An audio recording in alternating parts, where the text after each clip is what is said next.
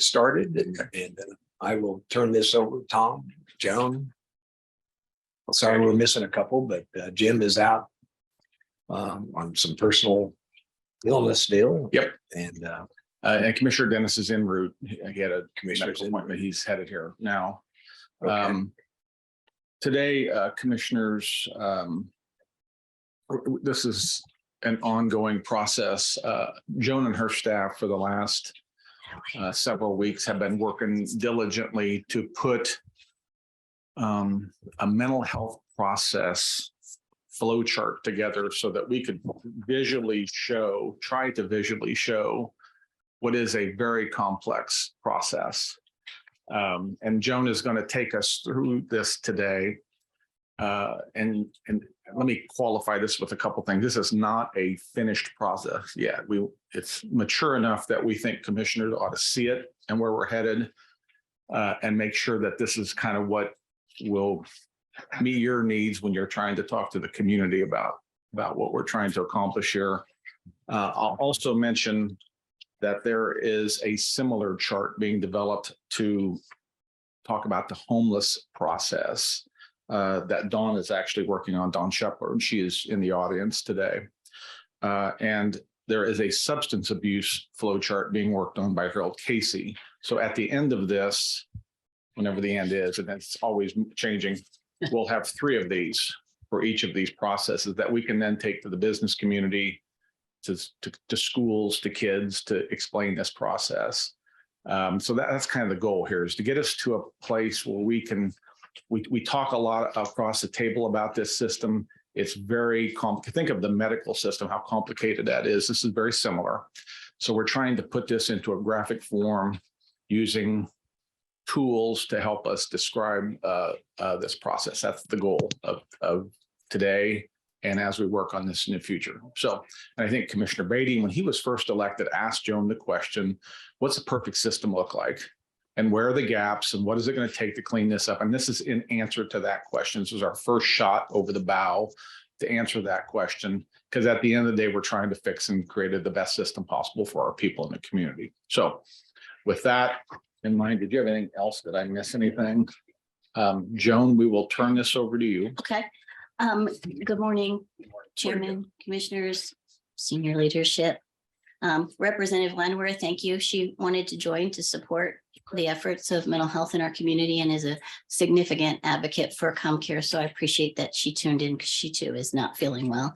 I'm going to rely heavily on my notes for the first few bits of information. And then once we start talking about the community viewpoint, I will freelance my speech. So I just wanted to make sure that I covered certain things when I do this intro, and it is quite long because you guys graciously gave us 2 to 3 hours to talk. I'm not thinking we'll take that amount of time, but I want to make sure that I take advantage of the opportunity, because I am genuinely pleased that we were asked to join you today.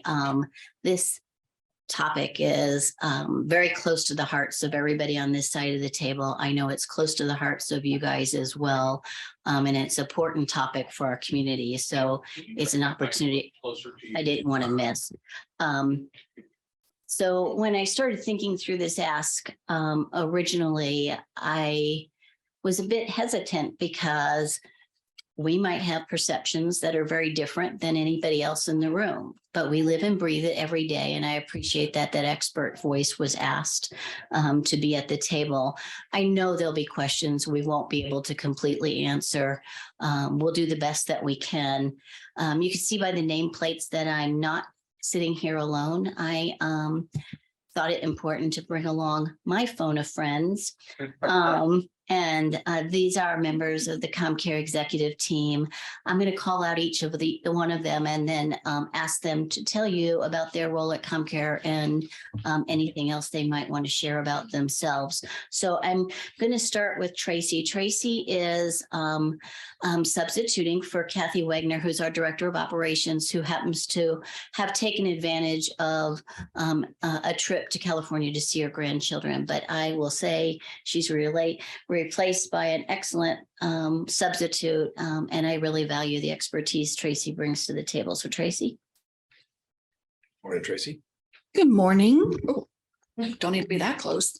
My name is Tracy Lawley. I have been at the county in ComCare for 30 years almost in September. So I've been around a lot of changes at the county and ComCare. Currently, I am our finance director is the title. So I oversee our budget.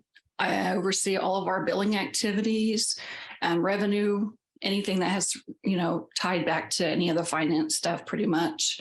So that's me. I will say our organization couldn't run without Tracy and her team because they get the claims out the door, they get the money back in the door, they really provide us structure and guidance on all of our grants and other things. So really appreciate Tracy. And then we've got Michelle Calvert. Good morning. I'm Michelle Calvert. I am our Director of Quality and CCBHC. I have been with ComCare for 11 years now. I started over at Children's and kind of have worked my way around and loved almost every second of it. So I'm happy to be here.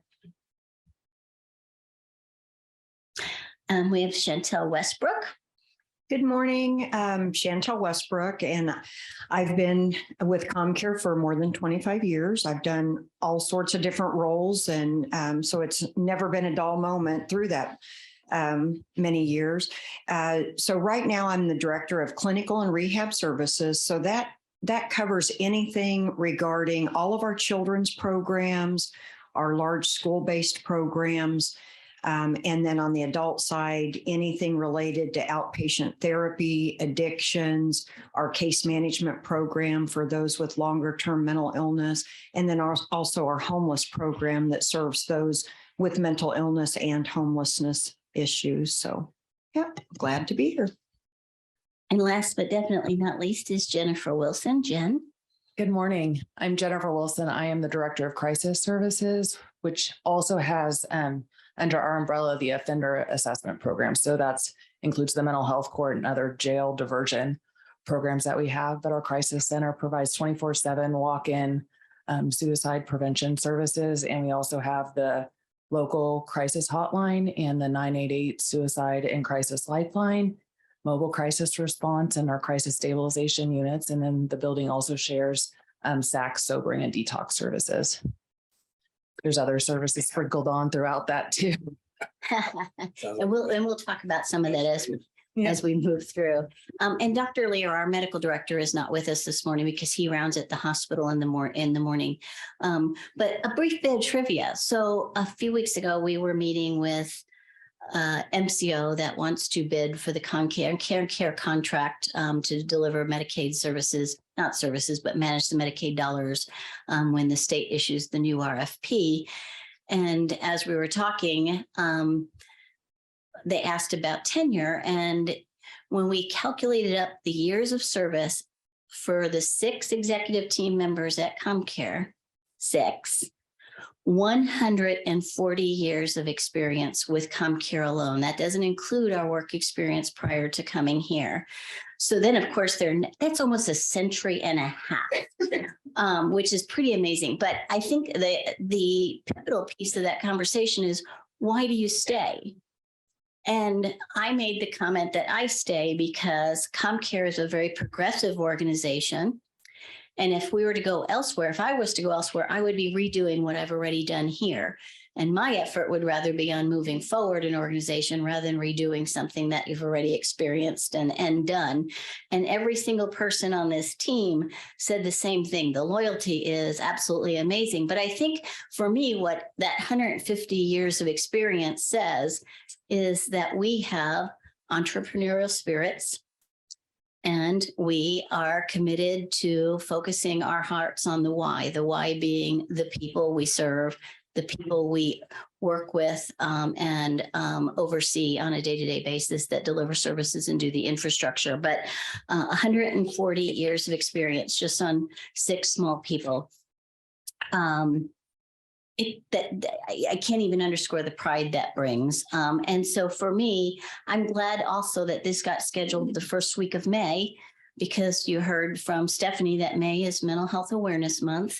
This is a time to reflect on mental well-being of others, to raise awareness, to thank our public servants who do the work, recognize that those that support the services and as a reminder to check in with one another. So I thought it was important to take a moment and share some national statistics around mental illness and substance use disorders.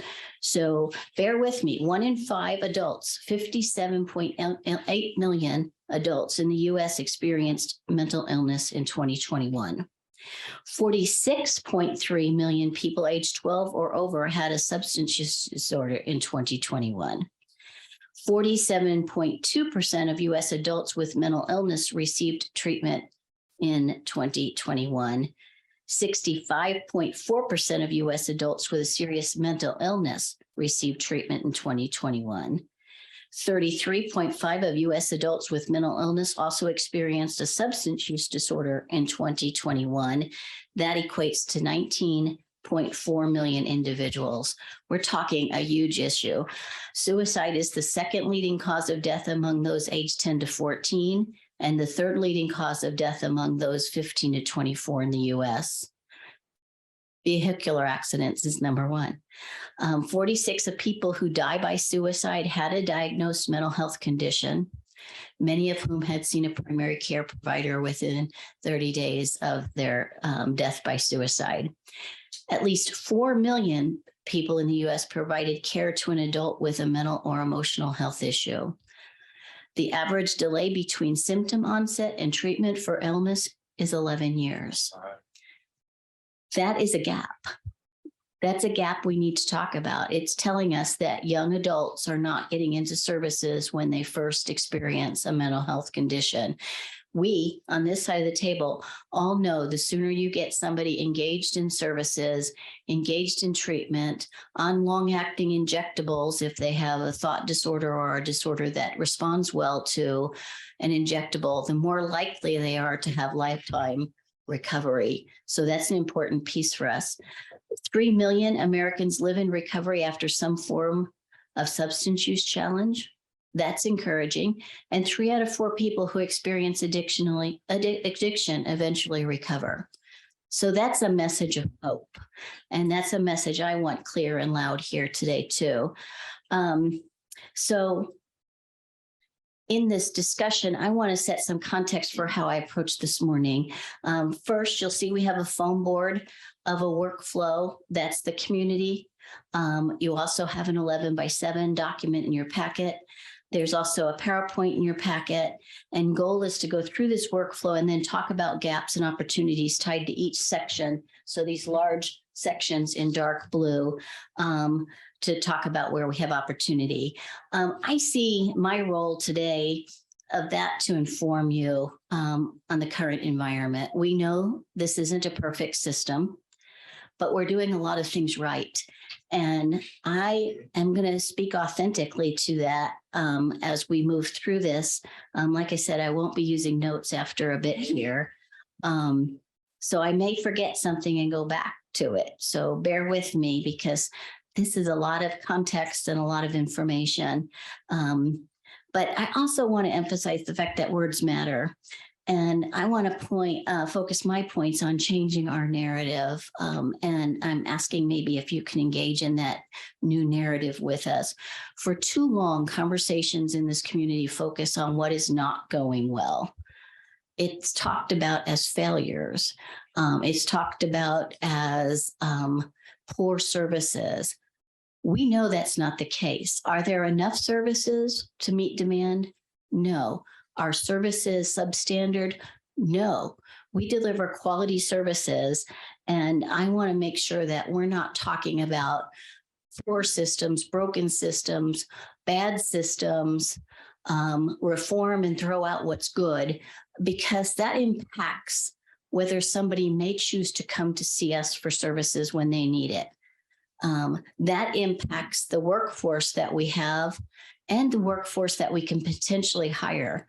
People don't want to come to an agency when the perception is negative in a community. And so it's really important that we collectively start talking about what is going well and what our opportunities are as a productive and positive thing rather than a problem. So that's really important to me. It's a pride point for me, but it's also important because I don't want it impacting people who may want to seek services and choose not to. I also don't want people thinking they're in a service that's substandard, because it's not. Again, speaking about quality staff, quality services, advanced and creative solution, problem-solving organization, and a large piece of this organization. And so I want it to be part of the heart of who we are as a county. I do want to revisit the issue of pride, because earlier this week, our national trade organization, the National Council for Mental Health Wellbeing, hosted the 2023 National Conference in Los Angeles. We always send a team there because this is like the premier event in our industry. And we, along with 5,000 to 6,000 other executive team members, go there to hear from other organizations and other experts on what is creative and innovative in our field. And I think the validating piece for me every year, I didn't go this year because I have walking limitations, but my team did, and Tim substituted for me, and I really appreciate that. When we go, we're often validated and affirmed that we're doing the right things, that we are ahead of many, that we are pushing the barriers and trying to introduce best practices all the time. And it was no different this year. And one of the things that got me is I sent a note to Chantal. I said, what was the highlight for you? And she spoke to a presentation by Daniel Pink. He is an author, an amazingly captivating presence for those of you that have ever seen him or read anything, but he's recently released a book on regrets. I will share as an aside, they were asking people what their regrets were, and they videotaped them. And our own Michelle Calvert got a highlight on the big screen. Would you like to share your regret? Let's show it. Thankfully, nobody recorded that. Oh. I do. I've seen it. I've seen it. We went on a tour. We got there early enough to go on a tour, which was great. But the Hollywood Hills are very up and down. I've never been car sick before until now. And I threw up in Floyd Mayweather's front yard. Oh.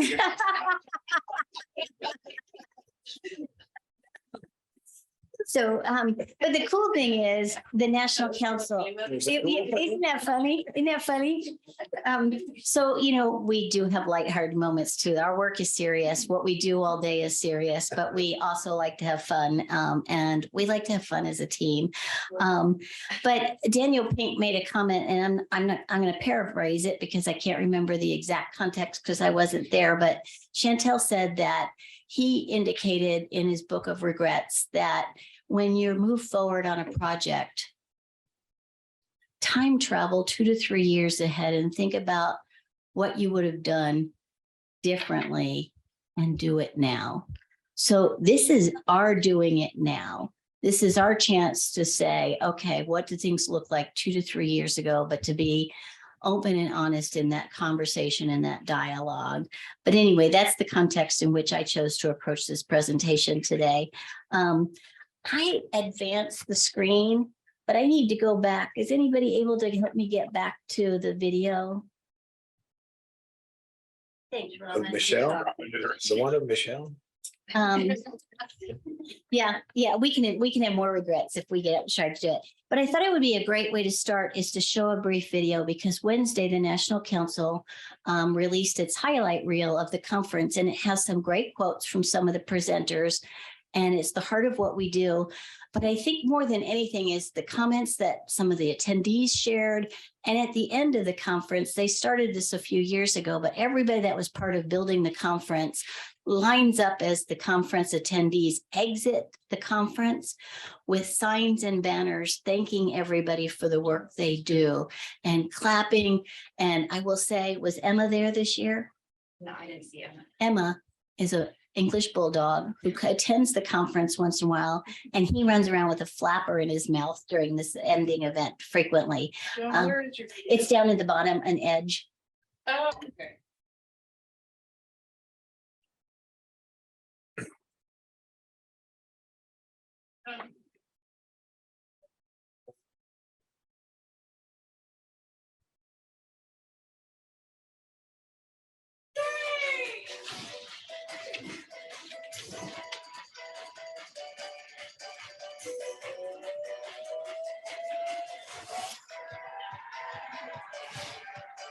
You are leading the evolution and transformation of mental health and substance use treatment and care. In the program office, we're focused on developing new, innovative approaches that lead to sustainable change. How do we do what we do now? And how can we do it better, faster, more efficient in the future? We have committed to formally launching a membership connection HR group where we can explore HR topics of interest for our members. Putting all of you in the center of the decisions we make. This is a revolution of love, of healing, to enhance the quality of care for the people we serve.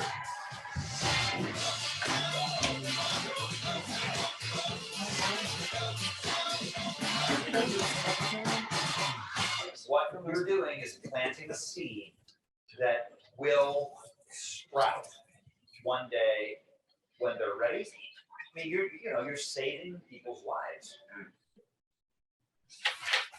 Know yourself, speak your truth, inspire love. But more important than anything else, truly, keep doing what you're doing. What kind of world do you want? Thinking anything.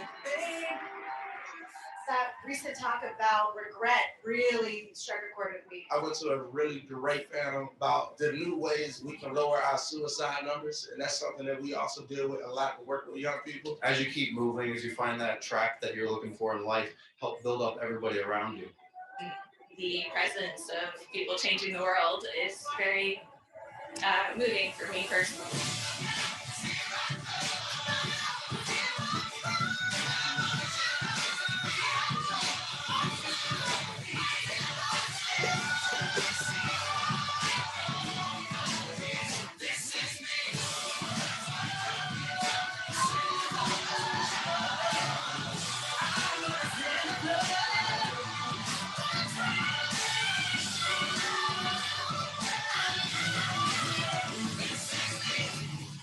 We are truly a united force for change.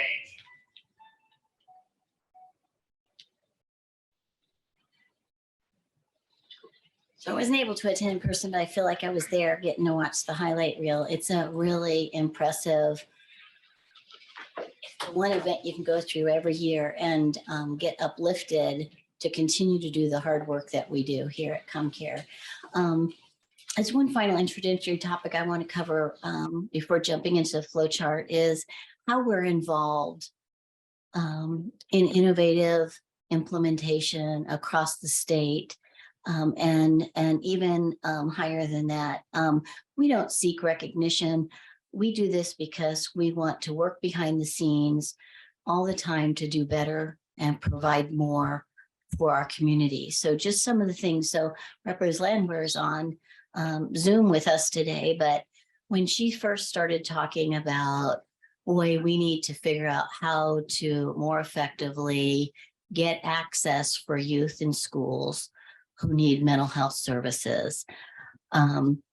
She invited me to that table. I was one of two representatives from the CMHCs. We sat in there with the Kansas Department of Education and a couple other legislators and try to figure out how do we deliver that service effectively without the schools recruiting away all of our workforce and creating a duplicate system in that school? How do we partner and build the best programs we possibly could? We were in there early and successfully advocated and got that put into legislation. Pretty powerful.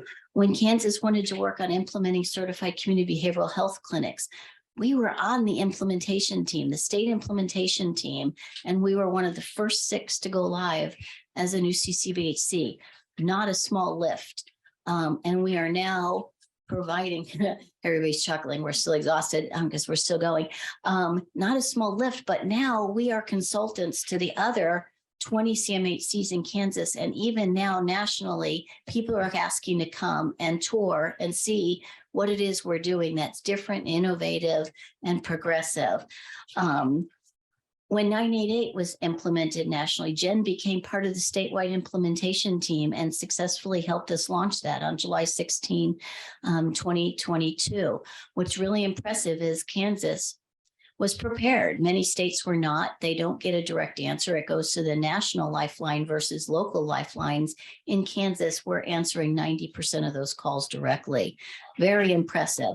Chantel is the statewide go person for school mental health programming. She is constantly being called and asked to provide consultation and work with the Kansas Department of Education.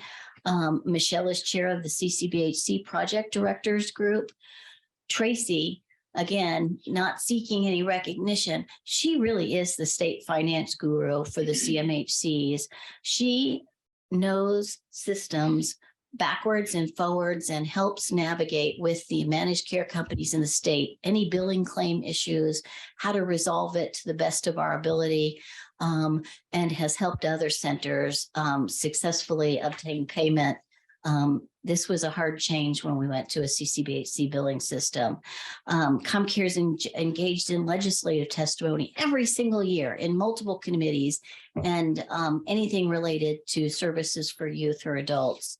Dr. Jenkins, one of our child psychiatrists, she's on the medication review board for the state of Kansas. We were one of the first crisis centers in the state, and we host people nationally when they want to do startups in their communities. We, along with our Wichita Police Department partner, are part of the Bureau of Justice Learning Site.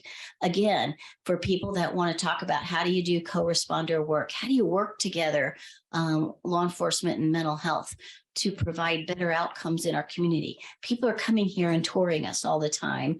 And that doesn't even start to talk about all the other activities we're engaged in. So I just want to assure you and assure the community or anybody that's viewing this that we take progressive actions whenever possible, recognizing we're also heavily regulated and have a lot of rules and constraints around what we can do. But we're not lagging behind. We want to be in the forefront. We want to be trailblazers. One, because it's exciting to climb that new mountain when we start a new project, but more importantly is to see the outcomes that come from those efforts. So I just want to say that I appreciate Dr. Beatty, not Dr. Beatty, Commissioner Beatty asking. I'm sorry. Yesterday you were the force be with you. Today you're Dr. Beatty. And yes, we need to get a new bed. You asked if we were to wave a magic wand, what would that look like? And I could say that I could tell you on any given day some of those gaps and those opportunities, but the landscape we live in is changing every day. I don't know if you guys have heard, but this week the Surgeon General announced that loneliness is a national epidemic. That has profound impact, not only on ComCare in our community, but on every other public service entity in the county. Loneliness leads to increased symptoms of mental health, increased use of substances or alcohol. It leads to increased chronic conditions. It's going to have a profound impact if we don't find ways to create opportunities for connectedness for those we serve, because it's pretty staggering when loneliness is a national epidemic. So I'm going to move forward with the PowerPoint and the workflow. My hope is that I've provided some background context and then go through what the system looks like now, and then go through each of these again, these pivotal dark blue points on this graph, and talk about what kind of gaps there are or opportunities there are. I will say again, just like the county manager shared at the beginning of this is just a starting point. There is no landing place, but if we could take a few initiatives and move them forward, we're still driving the system and progressing the system. There's going to be, like I said, questions you may have that we don't have answers to, but we'll do our best to come back and provide that to you. And then got a couple of stories to show how people can walk through our current system and how they interface with other systems. And then just this actually in front of stories, I just wanted to share some context around gaps and opportunities that really didn't fit into one of these dark blue places, but I thought was important to mention. Okay, so I'm going to point to it on this board, but we're going to start at access points entry. I guess maybe before I do that, is there any questions on anything so far? Because I went through a lot and I know I talk a lot. Joan, thank you.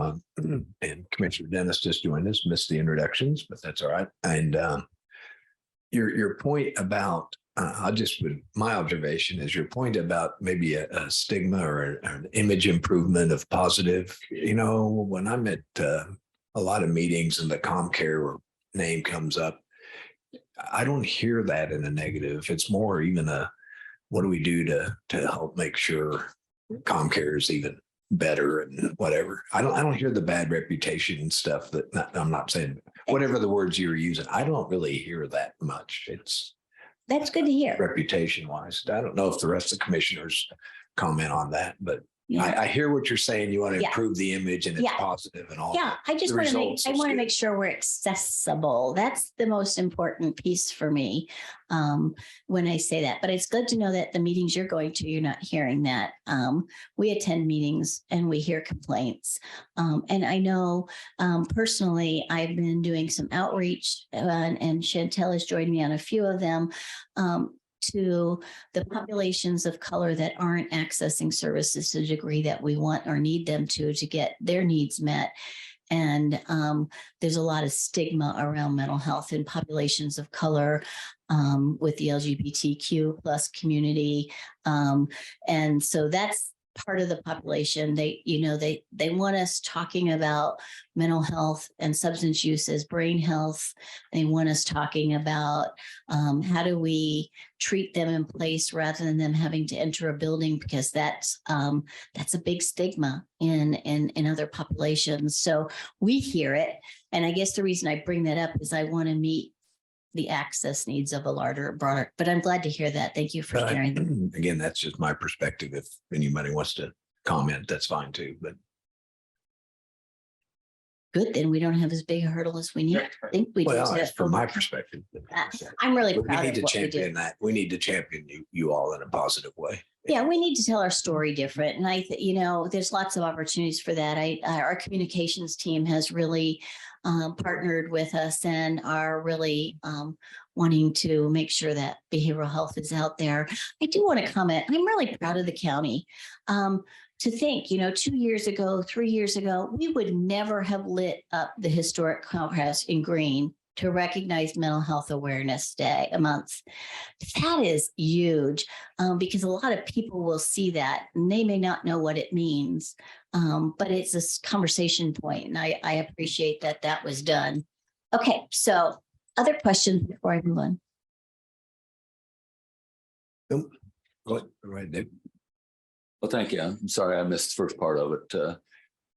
But over the last 3 or 4 years, the only real concern I've had with ComCare is your staffing. Yeah. And that comes up over and over again. And the need keeps growing.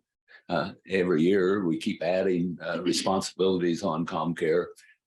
And I appreciate what you do, even though you have limited resources to do it. So we, as commissioners, need to help you so that you can help the community. Really appreciate that, and we did go through a really bad time with staffing. We still need staff, but I will say we're in a better spot today than we were a year and a half ago. Significantly better spot, but a long way to go. Because you're right, the demand has not decreased, it's increased and will continue to do so. So thank you for that support. Okay, so when we talk about, I'm going to move this over here because I'm looking at the chart. So when we talk about access points and triage, we have two sides of that. We have the private sector side, and then we have the public service side. Mm-hmm. And I want to talk about what those different sides look like and how they differ. So the private sector side, when it comes to access points, our key private sector partners are the hospital, It's corrections and law enforcement. But there are not a lot of places that are really doing what we consider triage or crisis intervention. That role predominantly falls onto ComCare. Jen mentioned a few moments ago some of the services we have at the crisis center, but it's a 24/7 crisis response. That response is huge. It's not limited to people who walk into crisis. It's the 988 phone line. It's the local ComCare crisis line. It's the mobile crisis response. We have multiple mobile crisis response options. We start with the highest level of intervention, which is ICT-1, that has a pairing of law enforcement, a medic, and a clinician. We are hoping that that is utilized for the smallest number of calls, because that means we need all three of those disciplines to intervene. But then we also have co-responder models that we're building with Wichita Police Department. That will be a police officer, and then we'll have 4 teams of clinicians and integrated care specialists who may respond directly with police to a call or be dispatched on behalf of the police, or do follow-up and activities in isolation without Wichita Police Department on behalf of 911 calls. So that we anticipate would maybe have a broader number of people accessing services or accessing that treatment in place than ICT-1. But then the broadest scope of what it is we're doing with mobile crisis response is the response directly out of our crisis center. That is our teams that go out when we receive a call, or a call is transferred to us from 911 that's appropriate, without any armed services, and if we do need that, once we get on scene, we can call and ask for that assistance. But do you mind if we pause there for a second? Yes. And Tim, you might be able to help with this. Where are we at with ICT-1 now? What is the preferred model? You're talking mobile mental health, ICT-1. What, as commissioners, what should we be considering when we talk about investments into which space, and which space is needed most for this community? ICT-1 or mobile mental health directly through ComCare? I'm going to say we need to do all three. Okay. And there may be even other models that we need to implement as well. But Joan can talk. She's talking a little bit about the different populations that are served.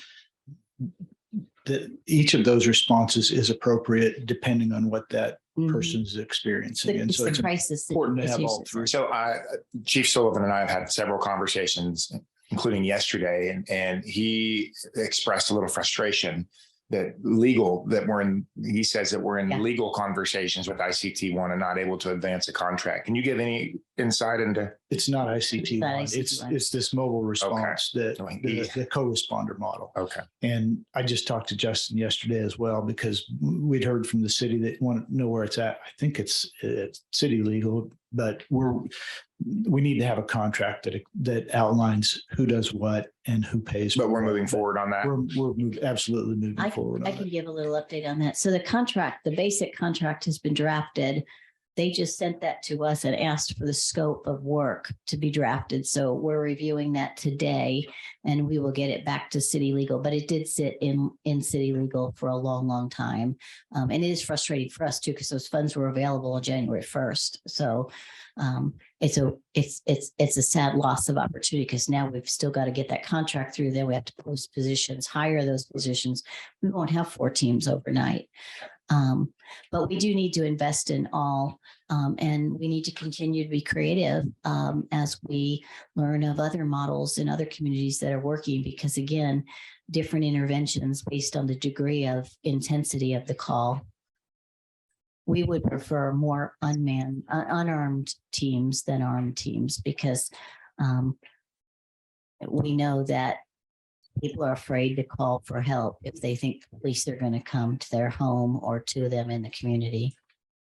So I don't know. Can I mention the 911 embedded person so we've hired someone. We're currently training, and there's some renovations and emergency services, the 911 center. So once they complete that renovation, we're going to be able to integrate one of our call center staff into 911 to help triage and determine level of response as well. So they can they can help see if ICT-1 would be the preferred intervention, the co-responder with law enforcement, or just the integrated care specialist with the clinician.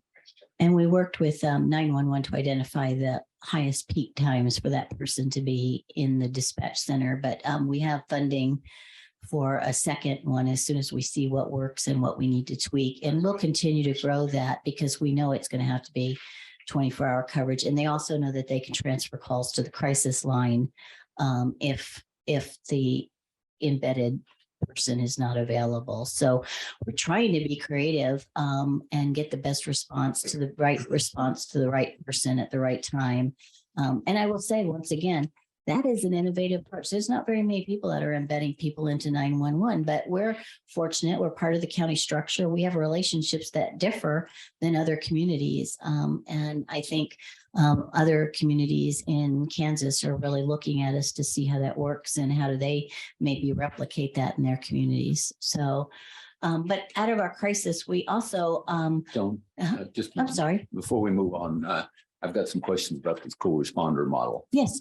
One of my biggest worries has been dispatching our folks in the middle of the night in their own private vehicles, so one person to a crisis. Yeah. I think that sets us up for a lot of liability. We did get a contract with the KDADS, the Kansas Department of Aging Disability Services, to purchase 2 vehicles to support our mobile crisis 988 response. And then the city has asked us to put in 4 sedans in our co-responder contract with them, hoping that because we haven't expended all the resources available this year that they could purchase those. So we're not dispatching anyone We are in a now. POV? We are now, but our goal is not to. We do have some vans that staff are using. So as when are well. we going to not use our POVs? Well, I don't know. And it's not a budget decision. We were asked to provide information to the county, who was gathering information from multiple departments around what the county fleet needs were. I'm not sure where that is in its development or its rollout or its further conversation, but we did provide that information to the county. Let me talk. You want to go? Commissioner, we're looking at fleet for ComCare and mostly appraiser's office. Those are the 2 departments that we find deficient in fleet. There was some decision package coming forward. Joan, I think, how many for you? We had a large number. I think it was 84. And Mark just put in a few. So we're studying that yet. It's going to be a cost, but we'll have some numbers for you. I understand that, but I think there's a liability that we're facing with a POV. We don't like it either. I have to admit, we don't like it. And a lot of CMHCs do have fleet. A lot of CMHCs across the state and the country also use private vehicles. I will say, in terms of safety, our staff know that if anything looks sketchy, they don't get out of that car. They can turn around and come back. They can call us and say, I can't do it. So we try to build in safety mechanisms and safety checklists with our staff. But I fully agree. I don't want our staff driving private vehicles when they don't have to either. But by the second part of my question, though, was also, are we dispatching in the middle of the night 1 individual to a crisis? 2. It's always 2. It's always 2. It's 2, and then we also triage before. So we do know that there are some responses that would require law enforcement response, such as like domestic violence situations or situations that might involve weapons or someone who has access and pretty clear plans to hurt themselves. So we do triage to make sure that we're not sending and deploying our staff to unsafe situations. And then we always do at least 2-person response. Good. All right. Thank you. Just another comment. Commissioner, if I can just add on to what the manager said, on Monday, we'll be presenting our budget. And within that, fleet will come and have information on what it will look like to purchase vehicles for ComCare and appraiser. We also have a little bit of a scaled back cost if we were to go to a lease model for ComCare and appraiser. So I apologize, I don't have those numbers just right off the top of my head, but we'll have that information on Monday for you. Let's go make sure we're moving forward. Sure. Good question. Good question. And then, we have a ton of other services, this crisis center that people don't have in the community. That's not their role That's not what they see as their mission. The community relies on ComCare to deliver that. So I do anticipate that crisis services will continue to be an area of focus and growth. But we also know that the demand in the community is for more community-based response treatment in place than it is coming into a building. So we have to build both models and secure the staffing to do that. Crisis is it's kind of like people who like working in an emergency room. They like that a little bit of adrenaline. They like that unpredictability. That's not for everybody. So significant training component to preparing folks and making sure it's a good fit. But we, part of our crisis continuum is also sobering and social detox. And when we built the crisis center back in 2015, we opted to partner with SAC rather than building that ourselves because they were the experts in that. We had good partnerships with them, and our partnership has only been strengthened by including them in the crisis center space. So they do that. And their services are also in high demand and growing, and we have opportunity there too. So from an access and a triage point, it's really your crisis continuum. And there really isn't a large private sector presence with that other than law enforcement interactions or the hospital. Ascension, St. Joe is the primary location. We do get some at St. Francis, and we have been pushing and getting folks admitted recently to Wesley as well, because Ascension is tapped out and they're having significant staffing issues. So going from there to intake and evaluation, there is a public sector piece and there is a private sector piece. The private sector piece focuses around outpatient substance use treatment, some psychiatric medication management, and individual and group therapy in private practice settings or group settings, group practices. They're pretty specialized. And the important piece to emphasize there is they're also revenue. They're for profit. They're for profit entities. So they don't really treat the uninsured or the underinsured to a high degree. Some will take Medicaid patients, but they will cap that number.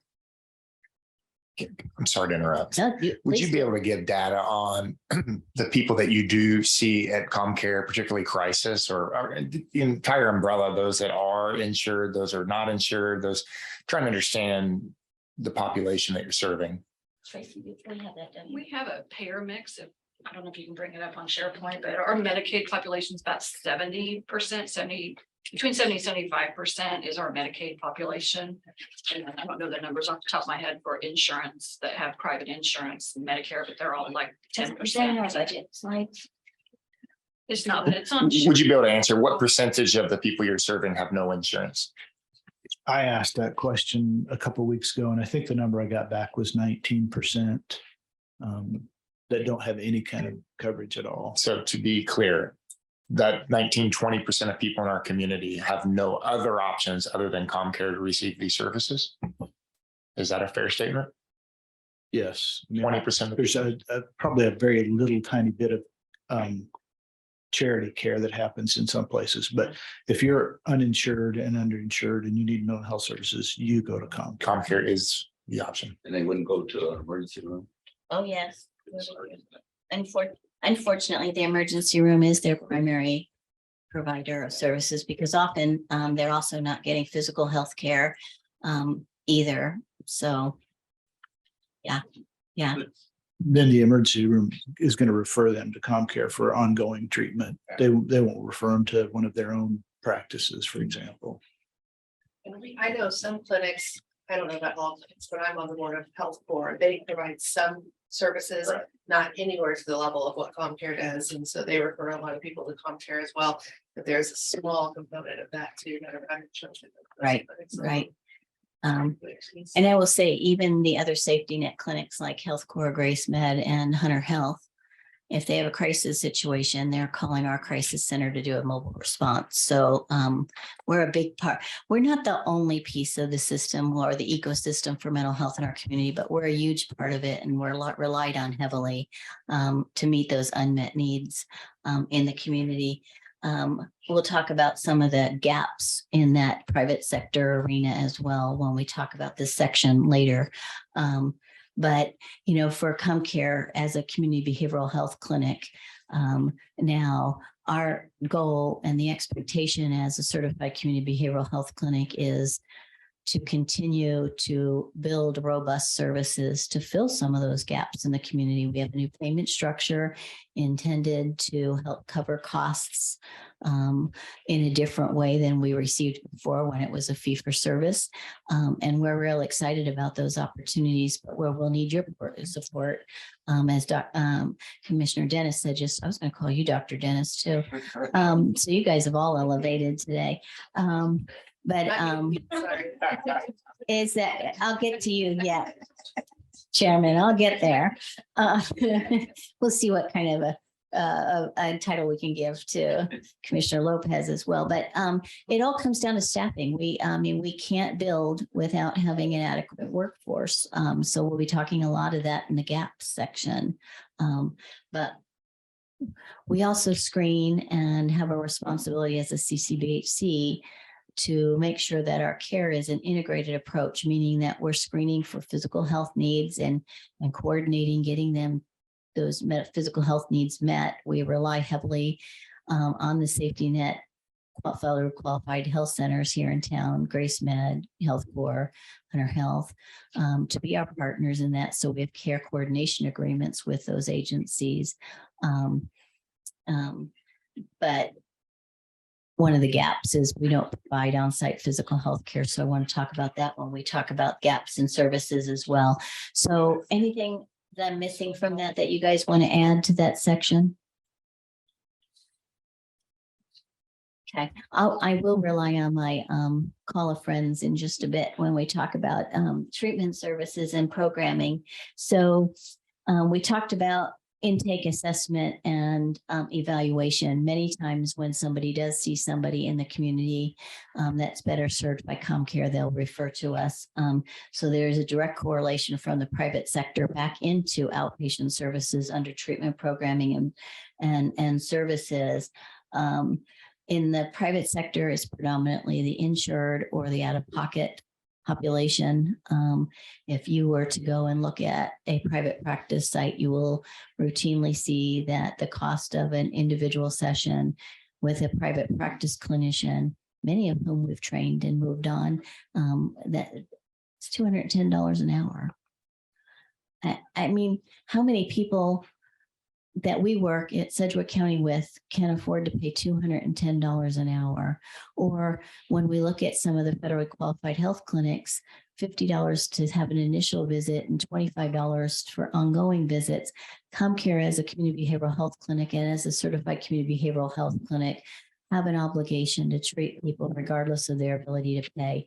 Our sliding scale fee starts at $0 because we, again, don't want to restrict access. But we do try to make it based on their ability to pay. It does go up from there. There are substance use providers, both public and private, in the community. I was talking with Harold Casey from SAC the other day, and he said there's always over 40 providers, private practice providers in the community for substance use disorders. So it's not that there aren't services in our community. It's just not everybody has equal access to those services. And that's where we're the leveling field for the community and where we have great potential to continue to grow a more robust system. We're seeing the impact of all the growing need from COVID. It didn't happen right away. We saw a decrease in services, but now it's an explosion of need at a critical time when staffing is also one of our hardest touch times. So the private sector does have significant services, but it can't provide the array of services that we provide either. There are significant resources in the private community for substance abuse if you have insurance. Yes. And if you have insurance, it's still wait times. Yes.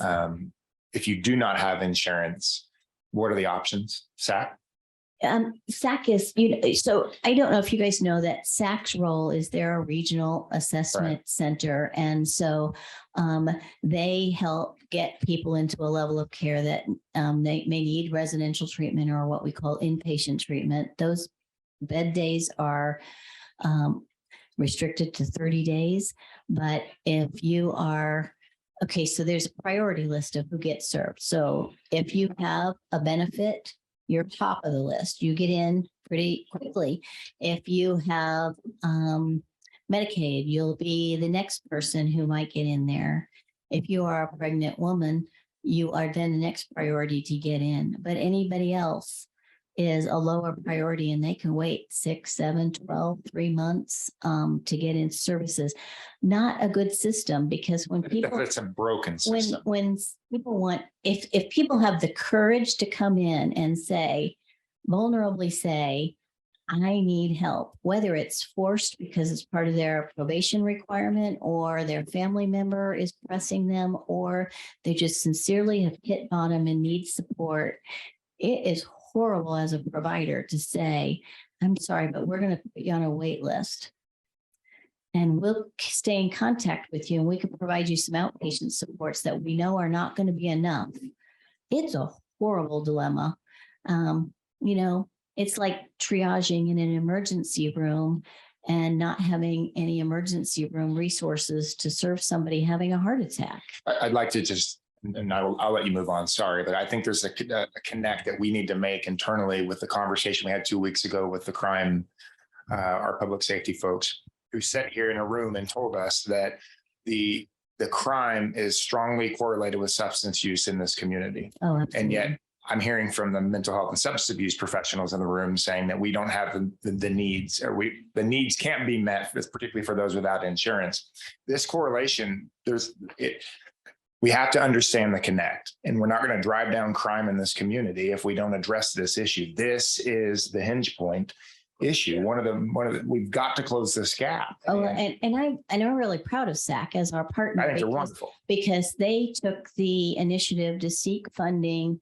They saw the gap for the under and uninsured and built that residential treatment program in Hutchinson, of which many Wichita residents get access and to. I think it's very important enough. after your comment to draw the connection with the conversation we had 2 weeks ago. And if we're going to move forward, it is not possible without addressing this on substance use. It is not possible to move the community forward in crime if we don't address, and homelessness and mental health. It is just simply, this is a hinge point. And this is something, as we talk later, as we talk CommCare 2.0 and what this expansion looks like and what services that will be needed that aren't being met now. This is a big conversation that we have to address as a county, as CommCare, and as a community. So I just wanted to make sure that we were aware of the connection between what you were saying and the conversation that took place 2-3 weeks ago, that this is the hinge point.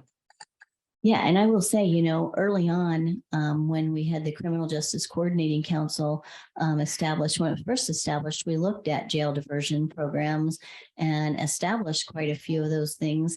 They worked for a while, but again, capacity exceeded, the demand exceeded capacity. So we do have great opportunity. I do want to talk about recovery services, and I've been talking for quite a while. So if you're okay, Chantel, I'm putting you on the spot, but can you kind of walk through recovery services or services that nobody really else offers in the community? Yeah, absolutely. So one of the biggest things that we do that wouldn't be done in private practice or anywhere else is really the recovery services, or referred to as rehab services. That's your more intensive services, your case management, your groups that might occur even daily. So for people with more intensive issues, both children and adults, we have, or referred to as wraparound services. So instead of being in a facility, we wrap you up in services to support you in your current environment so that you don't need to go to the hospital, or, you can get the kind of as much or as little service as you need, including medications, therapies, part of that. But really the rehab services are all of the services involved in any kind of case management, one-on-one services out in the community. So therapy is often, in the office, you come in, you kind of that deeper dive on issues that you're dealing with. Case management is more, how are you functioning in the world? What do you need? What skills do you need? What housing issues are you having? What problems at school, family, friends, social, anger issues, all of those things. It's really that full skill building. So on the children's side, that would look like our integrated care specialists going into the homes, going into the schools, in the community, anywhere the youth are at, and providing services. On the adult side, that looks similar, going into the home, into the community, helping them figure out, maybe they've been in the hospital for a long time and they're very scared to go to the grocery store. We will accompany them. We will do about anything that it takes to reach the functioning level, to be independent, to live with your whatever mental illness issues you're dealing with. We do a lot of education around medication. How are you doing taking your medications? Let's make sure you've got your doctor's appointment. What does it mean to have schizophrenia? How do we educate to learn to live with that, learn to get the highest level of functioning that we can? So we offer that, obviously children's and adults. And then that can go on. I usually say a short time in that is 6 months, a year and a half, 2 years is kind of more about the right amount of time. And then maybe you've kind of got all you need for right now. And maybe you're just in medication management or meds and therapy. And, or maybe you need to come back into case management. You were doing great for a year, but something happened and you come back in. So it's really a way of managing the more intensive issues in children and adolescents. We hope that maybe they will kind of get to a point where they don't need us. It was a rough 2 or 3 years in their youth, and now they're going on and things are going well. Or they may have more of a mental illness that's going to be a lifelong. They're 17 and they're having kind of the first symptoms of psychosis that might develop into schizophrenia. So we help them to learn to deal with that for the longer haul. On the adult side, a lot of times it is kind of that longer haul that we're dealing with. But that's kind of a little bit about our rehab services. It's that more extensive, and it could be you're getting a lot of service or a smaller amount of service. Peer specialists are part of that. A major key factor is you would have an integrated care specialist and a peer specialist working on your case. So the peer specialist is someone that, yes, I understand. I was there 5 years ago.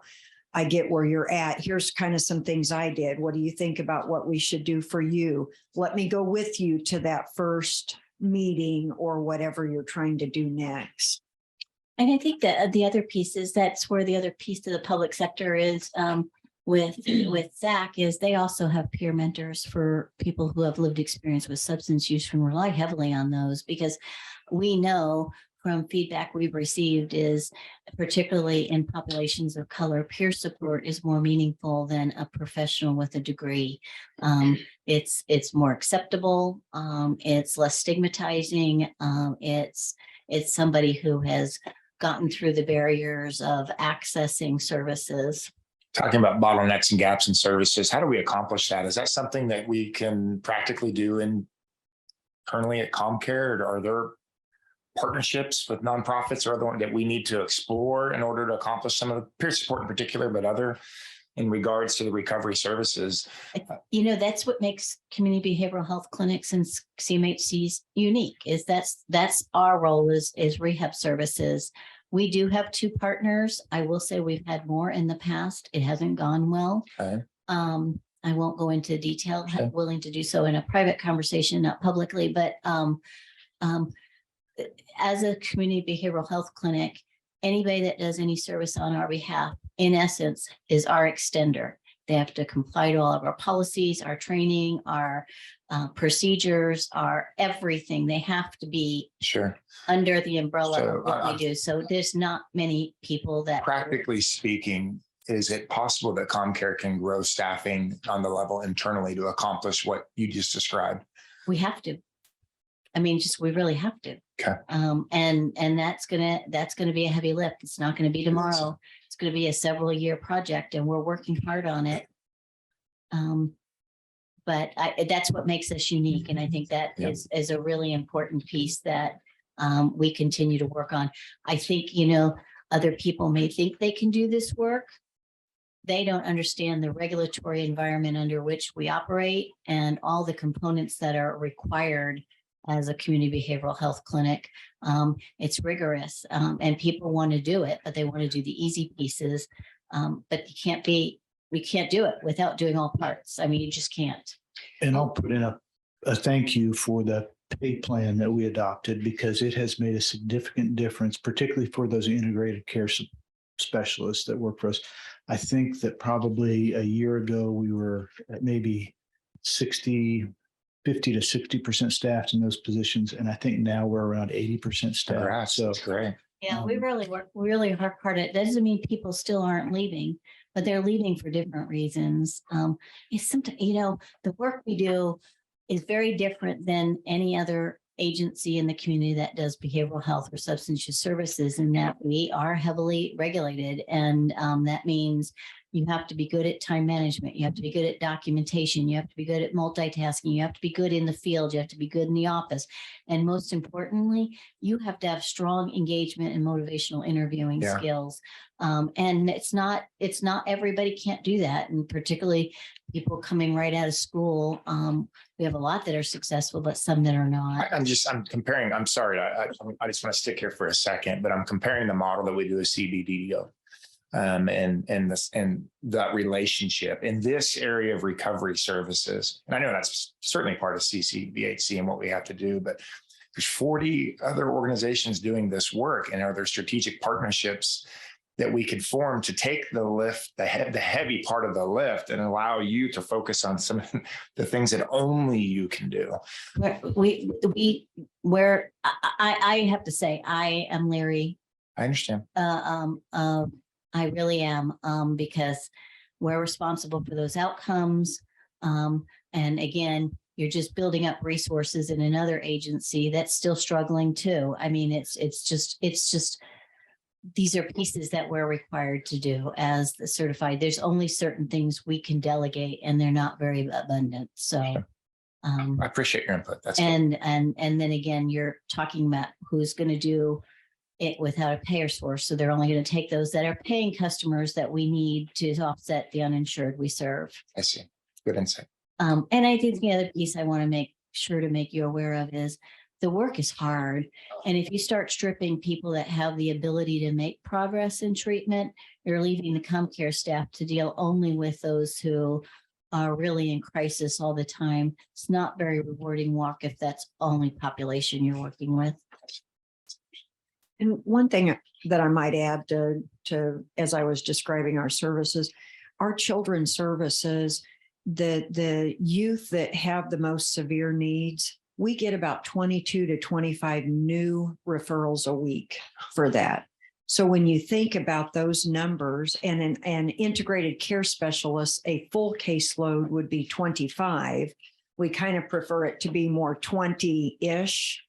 20-ish is a really good caseload. So when you're getting 22 to 25 new referrals, not for therapy, that's a whole nother number, but just for those more intensive services. So those are youth that are coming out of hospitals, out of some kind of higher level treatment that need a more intensive. So sometimes I think about that number and I'm like, wow, that's really a lot of kids with high needs. And I think, one piece I want to make sure I didn't cover it earlier, but what is different about private versus the public sector is our two target populations, in addition to the uninsured and underinsured, our two target populations are adults with a severe and persistent mental illness. So those are people who have lifetime disorders and will have lifetime ups and downs with their condition. And then we have severe and emotionally disturbed youth. So it's a criteria that it talks about the high complexity and the high need of that population. They're just folks that struggle in a lot of environments, their natural environments, and that private sector component isn't very willing to work with those. They usually will try to work with them and then refer them back. Or we get them admitted to an inpatient residential treatment for substance use disorder, and they come back in our door 2 days later and say they were not admitted because they didn't have a medical provider and they were pregnant. I mean, it's a cyclical problem, but this is where we are unique, and it does not exist in the public sector. And this is where we can see significant enhancements as well. And then we thought it important to just write down and talk about ancillary and related support. So we all know transportation is a huge issue in this community. If somebody doesn't have transportation, they can't make its appointments. If somebody relies on others, that person can cancel at the last moment and they can't get the services. The bus lines stop working at 5 or 6. So it's hard to get an afternoon appointment and get back in time. Cab services in town, even if we voucher them and get them secured through their Medicaid managed care organization with 3 days notice, the cab companies are having staffing issues and they don't show up and pick up the patient. Transportation is just a huge issue. That's why we focus a lot of our efforts on field-based services in the rehab side, because we can go meet them in their natural setting and then go places where they would go close to their home and help them navigate that and manage their symptoms. How do you ride the bus from your house to somewhere else? How do you manage to do grocery shopping and stay calm when you have to wait in line? I mean, these are things that people with mental health issues really struggle with. Things we take for granted are very difficult. So we try to walk that with them and go to them in their setting. So the bulk of our services on the rehab side are in the community.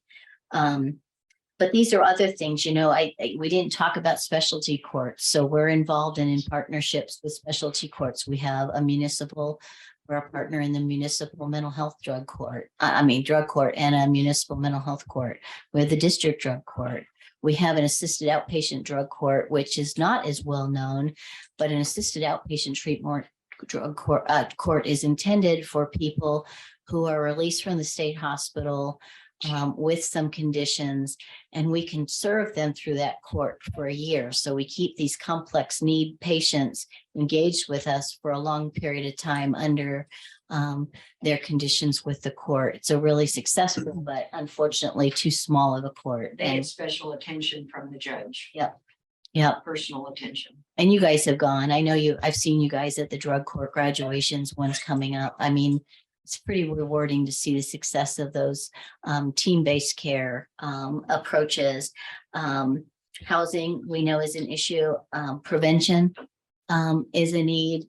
When I talked with Michelle about a session she attended at the national conference, she said nationally, mental health first aid. I think many of you guys know about mental health first aid, but the national goal is to get 1 of every 15 people trained in mental health first aid to replicate the number of people who have done first aid. So Red Cross first aid. We have a ton of liaisons. So we have people that work with the Kansas Department of Corrections pre-release for people that need to get established with mental health services when they are released from their prison terms. We have a liaison housed within the Sedgwick County Detention Center to try to connect and try to get people engaged early so they continue their services and medications when they get out.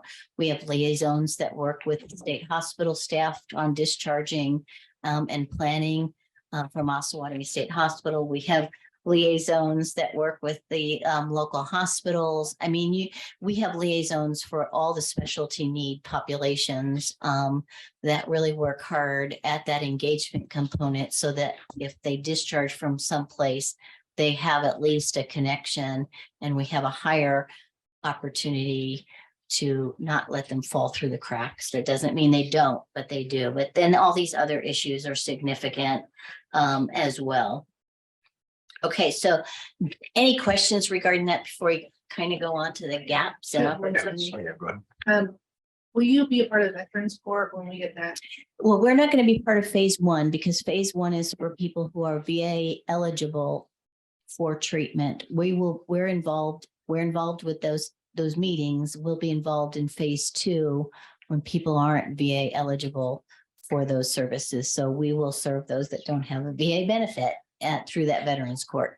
And then will you be a part, I mean, we're having these conversations about the mental health hospital, trying to be regional. And I'm assuming that's going to be, when you're talking about liaisons with the other hospitals in the state, that you'll have the same type of service. Yeah, we're mandated to have those liaisons, with state hospital. And Joan, if we can interrupt, I believe Representative Brenda Landwehr is watching on Zoom. Yep. And I don't know if she has a chance to communicate with us. I'd welcome her to communicate with us. If she can, or maybe we can. Oh, there she is. Okay. Representative Landwehr, would you like to chime in and be part of this conversation? Well, I'm actually enjoying what I'm hearing here, and I did put some things in the chat, just pointing out some of the things. I think going back to the transportation issue, I really encourage the county to take a serious look at what Johnston County Mental Health has done with one of our CanCare MCOs up there to provide transportation, because as Joan pointed out, that is a big, big issue for all of these individuals. As far as partnerships with other MH providers, I think that's been somewhat hindered over the years, and it's a battle actually you'll be hearing more about, I think, this summer, of other entities believing that they do exactly the same thing that ComCare does, but they don't pay attention to all the laws that ComCare is required to follow, not only in the CCBHC model, but in the CMHC model, because the CMHCs were designed when the state shut down in the late 90s, early 2000s, Topeka State Hospital and the Wellington Hospital as well. So they have an obligation to actually serve the community.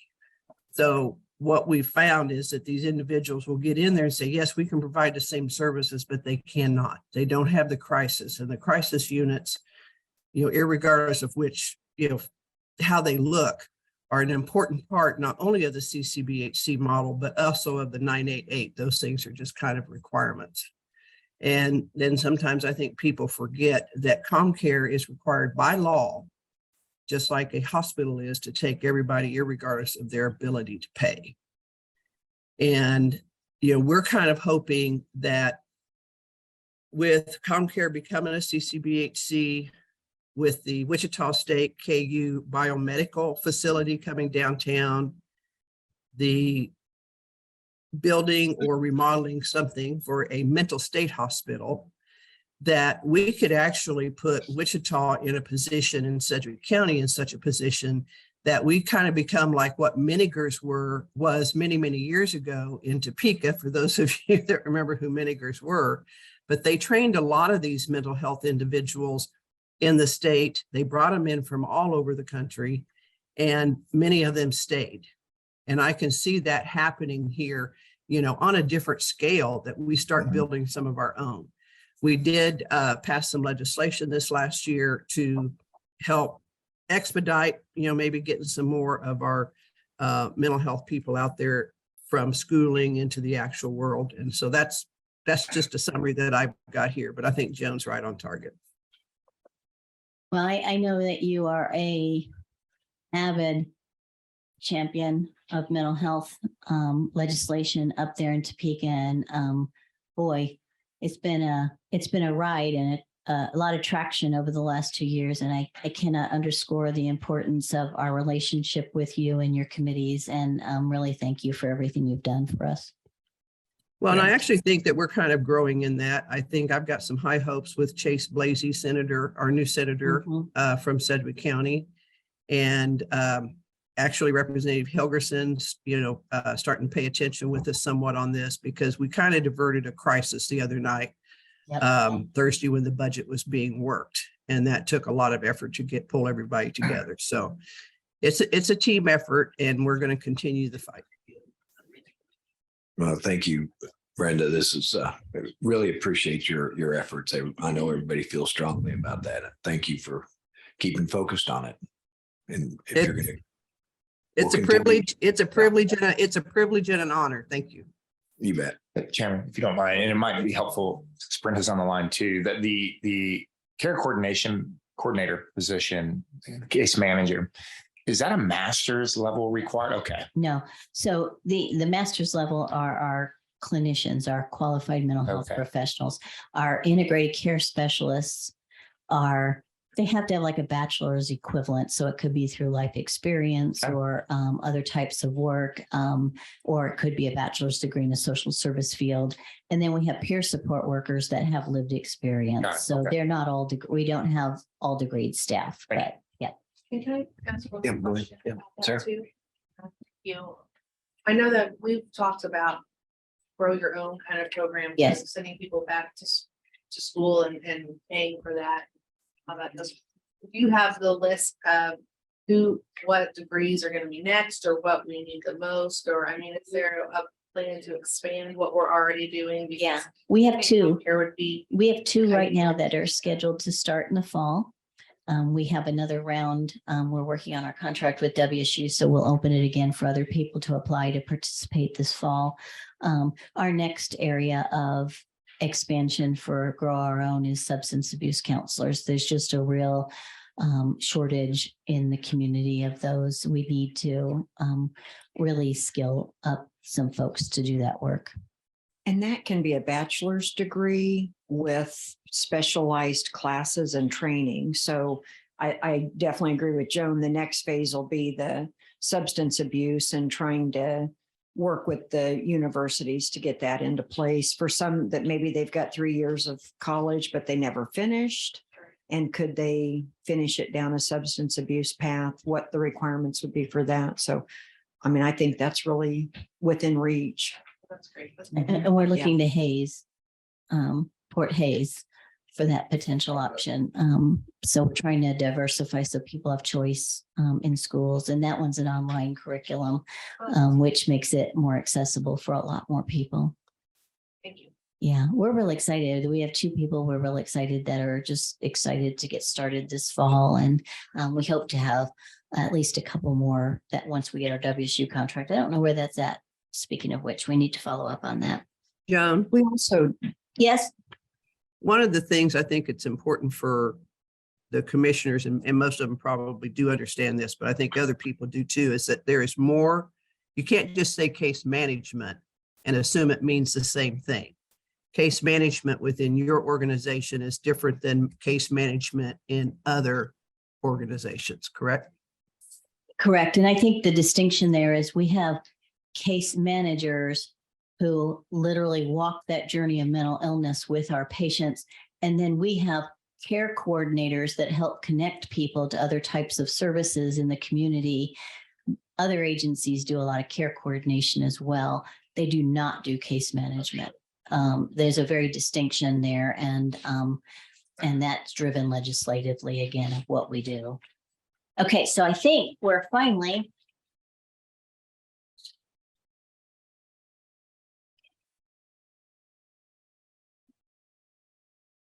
talking about gaps. So again, we're going to take it one section at a time. It's not all inclusive. It's just some general starting discussions.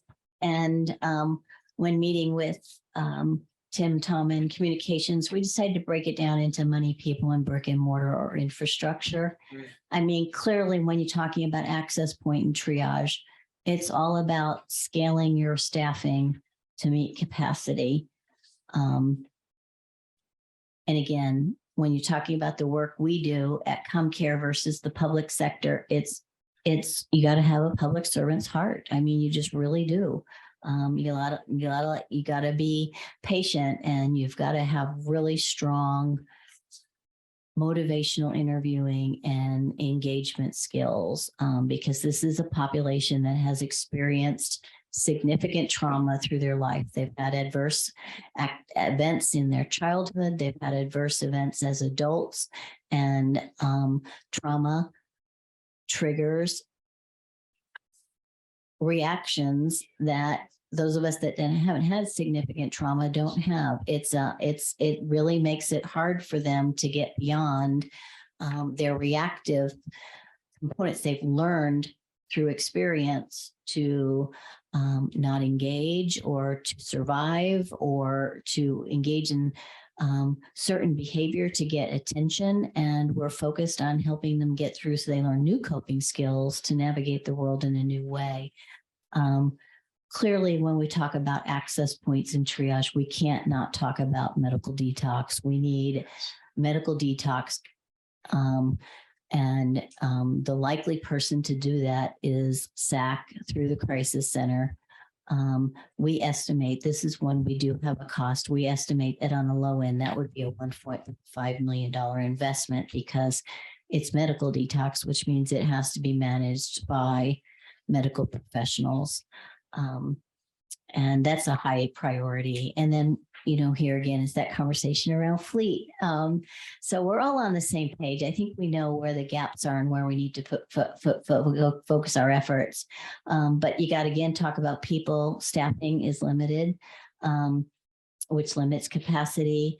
I think for me, when it comes to access points, we do our best to be able to respond in the moment, but you'll see later on that sometimes same day access is aspirational and not always available. But we need to continue to grow our clinicians. I mean, I estimate, quite honestly, that we need to double our clinician numbers, which means that we need to be an inviting workplace, and we need to have the diversity to meet the community need. And I think that's another piece I want to emphasize that I didn't put in writing, but where we have a gap, and this is a gap all across each section of this diagram, is we want service providers that represent our community. So we need more providers of color, more providers who speak and understand the Latino population, more providers who have lived experience or work really well with the LGBTQ community. It's just, we need more representation. We did have a town hall yesterday, and I will say I am really pleased when I see all the faces on the town hall meetings to see the diversification. We are doing a much better job, but I mean, we could see right across the board, we're a predominantly white leadership team, and we need to make sure that we continue to add diversity to our leadership positions at all levels of the organization, because that too is an attraction factor for other people of color to join our workforce. We ideally would like physical health care, at least screening and basic health care within our access points. Having an APRN or a PA or a physician who can immediately address any urgent physical health care needs, not emergency, but immediate needs. When it comes to people, we need to continue to look at incentives for people doing public sector work. It's high need population. It's a rigorous 5-day a week, 7-day a week. We have trouble filling our after-hour part-time positions. A big part of that is there's really no financial incentive. People don't want to work after hours because our shift differential doesn't make a difference or an impact on that person's income. we need to make sure that we think about other incentives around well-being for our population of service providers. Right now, our spaces don't allow for somebody to step away in a quiet room and just have 5 minutes to debrief and turn off the light and have a moment of silence after dealing with a complex case. I mean, so those are all things related to people. But there is an increased pressure when we talk about brick and mortar to treat in place. Thus, we need to continue to grow mobile crisis response and other community-based services. We do need to land the crisis center location. I know there's lots of exciting conversations going on around that. And we hope to have some decisions made in the near future. One of the pieces when it comes to access points that works well in other communities across the country, we don't have any of it here in Kansas, is peer-run respite housing. So this is one of those things, Commissioner Beatty, when you said, are there other people in the community that can help? This is one of those areas where the community can help, is if we had a couple of houses when somebody says, I know I'm starting to get triggered. My symptoms are starting to return. I'm not sleeping again, where we can have a warm and inviting house that's not a crisis setting, where they can just really recharge, refresh, get good sleep, eat a good meal, and then go home and back to their normal life without getting into a crisis situation. So more of a preventive approach, but using peer support to deliver that service. And then we need to have facilities that are designed to be trauma-informed and patient-centered. We have retrofitted every single one of our programs into rented and leased space. That has restricted our ability to create warm and inviting settings. They're tight. The space in a hallway makes a big difference when you have somebody who's agitated and aggressive and fearful when they come into crisis, or who sees a law enforcement officer accompanying somebody else into a building with a weapon on their waist. We need to be creative going forward around facilities. And, when you look at the private sector, they have that capacity. We're at a disadvantage.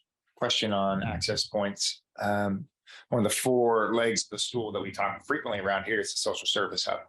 And there's a lot of different models, and we see the city of Wichita really taking a lead on some of the homelessness services. Right. I've noticed in the 15 weeks I've been around that I'm in a lot of conversations where they assume ComCare's role, and you guys are never in the room to assert your role and what you anticipate your role. I called you, Joan and Jen, and I came and said, this is happening. I want to know your opinion. Yep. And I've noticed that there's a lot of difference of opinions of what ComCare's role would be in the social service hub. Yeah. What should your role be in a social service hub? And imagining that the city of Wichita is going to take the lead on it. Well, when I think of a social service hub, I think of that as a triage center or a resource center. I don't see it as a treatment center. So I could see us placing some of our outreach staff there some days a week or all days a week. I don't know. It could be all. So that could be some of our homeless services could be based out of a social service hub. I could see staff that can triage if somebody needs a crisis service, but I don't see us building a mini crisis center in a social service hub, because then right now we're talking about trying to consolidate our crisis services into one location for efficacy and better outcomes. So to spread them into a social service hub doesn't make sense to me, but I could see skilled staff being there to determine what level of care somebody needs. And then our mobile crisis response can take that over. I appreciate that. I'm glad you said that, because, rightfully so, there's a lot of conversation about the homelessness situation we have in our community and moving forward. I'm on the homelessness task force, so is Mr. Kaufman. And we've got to be able to clearly articulate, this is how we approach mental health and substance abuse in that space. Yeah. In regards to the social service hub. And it's just helpful to know that ComCare, this is where your head's at. Yeah. This is the role that you play. I see our role in that piece of trying to engage that person to participate in services and getting them connected with other resources in the community that may be in that social service hub or not. That's what I see our role is. I don't see us building a mini crisis center. And I completely agree with you. I've been to San Antonio 3 times and seen what they do, and their crisis center is close. but it's not part of Right. Haven for Hope. And it doesn't need to be part No. of Haven for Hope, and we don't need it to be part of any kind of a social service hub here. But we do need Yes. both of those Yes. operations. Yes. Very good. Thank you. Yeah. Yeah. I think that's an exciting component of what we can do as a community. And I see us having a vital role in it, but you're right.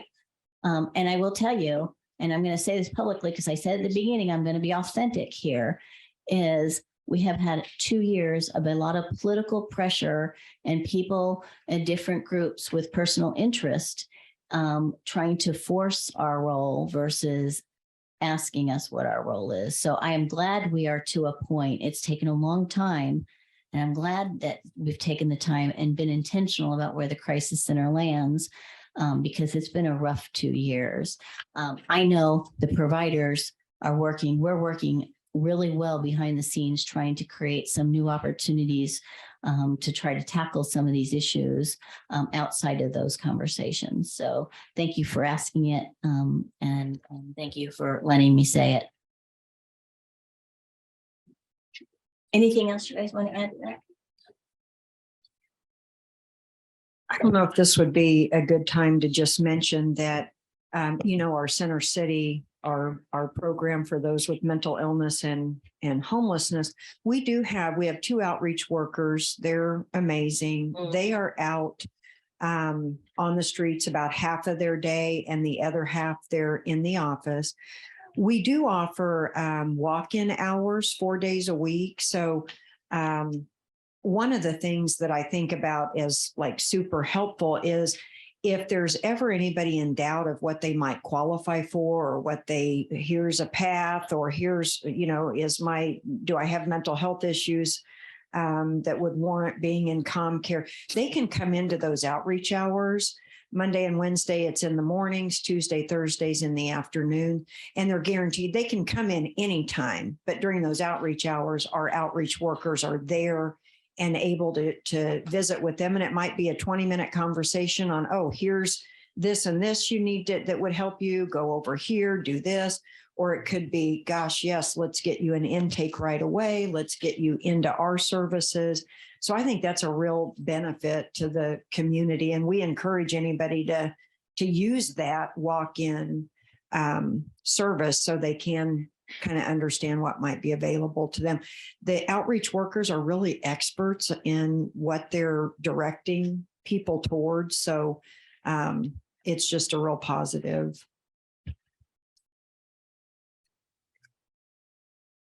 So when we talk about gaps and opportunities around intake, assessment, and evaluation, and I did not speak, and this is one of those things I forgot, and I'm going to go back and make sure I capture it. So I don't know if you guys know, but there's a lot of special waivers in the state. You have the physical disability waiver, you got the IDD waiver, you've got a bunch of waivers, and we manage the SED waiver here locally.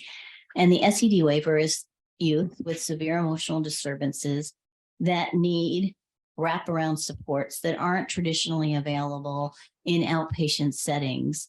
And our clinicians make those, there's eligibility that has to be met, and then they apply to get that waiver on behalf of those youth. And it gives them a realm of those rehab services and additional SED waiver services that they would not be otherwise eligible for. And the neat thing about the SED waiver is that this is available to any youth that meets that criteria, whether they have insurance, no insurance, Medicaid, whatever. So a lot of people with insurance and kids with severe needs will come to us because we can get them on the waiver and then have all those wraparound support. So that's a really beneficial thing for the community. And again, one of those special things that we do that others can't do. And I was thinking about access when I'm talking about that. We are also the gatekeeper for the state hospital. So we make determinations based on care and treatment laws, whether or not somebody's eligible based on danger to self or others if they go to a state hospital or not. So we do have unique roles that the private sector can't do. I hope I don't have to go backwards again for you, but This one is pretty significant and well, it's all capacity driven. This is really where we see our aspirational goal is that intake is available at same day. And I'm not talking about triage here. We're talking about now somebody seeking services. We're getting better and better and seeing more people on the same day. But then the next appointment is where we run into trouble. So one of our goals is to make sure that medication evaluations, because people often seek services thinking first, well, if I can get a medication that makes me feel better or limits my symptoms, I want to do that first before I consider other treatment options. I would like us to be able to do medication evaluations within 7 days of that intake. We're closer. It's a struggle for us. I mean, we have one of the best medical teams. I can stand them up against anybody. They're amazing, but we need to continue to grow that workforce as well. And then we have to find ways, opportunity is to manage our wait lists. Chantel talked about the fact that we have approximately 25 youth coming and accessing services a day. We have, I think the last note you sent me, we have 65 youth who can't get the full array of services right now. So we're providing some supports, but not all the necessary supports because we don't have the staff to do all of that. So one of the things that we're asking and hoping from these conversations is that we continue to have the flexibility to add staff to meet the demand as we move along. So our staffing table will change, but it's for the right reasons to meet the needs of our community. And I think we can cover our costs as we do that. So the youth services really do pay for themselves because we get them on the waiver and there's a reimbursement for that. So children's services is not an area we worry about losing resources, financial resources to. So we have to be creative. We also have a wait list for children's therapy because that is one area where we were fully staffed. And then during COVID, one by one, they left to do private practice because they could do it from their living room. It's just the reality. It's a different environment when you work out in the private sector. But we tend to get really good candidates for our children's clinicians. It's easier to recruit children's clinicians because those people have a passion for working with youth. It's kind of like teaching. You're drawn to it. We have a harder time finding providers on the adult services team. And then we have life. We're always staffed where we can do what we need to do or not be able to fully do it. And then people have babies and they have medical conditions and they go on leave. So right now our intake team has 2 out on maternity leave and 1 who has a personal condition that's limiting their capacity. So we're working hard to cover those intakes right now.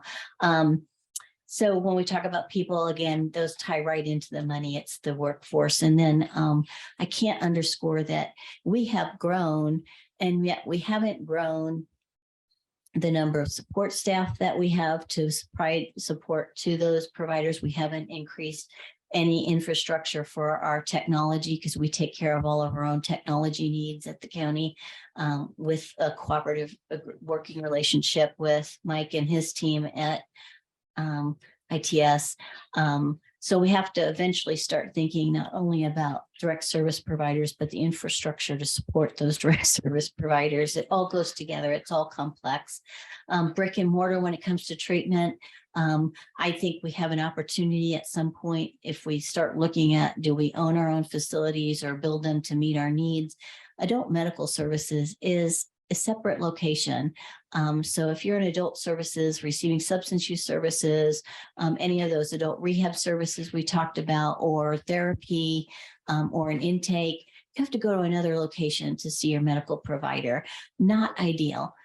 When we did it to increase efficiency for medical services because we had medical staffs distributed to all of our programs based on population. And that stretched our nursing staff pretty thin. When we merged them, we increased our efficiency for medical services, but we detached them from the programs, and that's starting to be a pain point.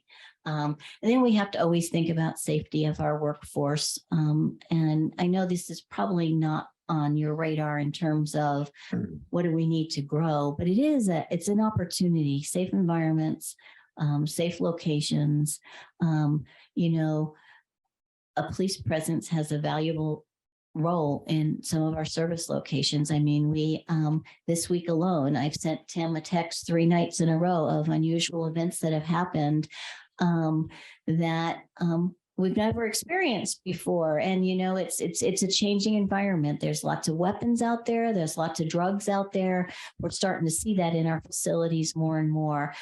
So we're continuing to train everybody on Narcan because we're seeing fentanyl in our buildings. And I love that.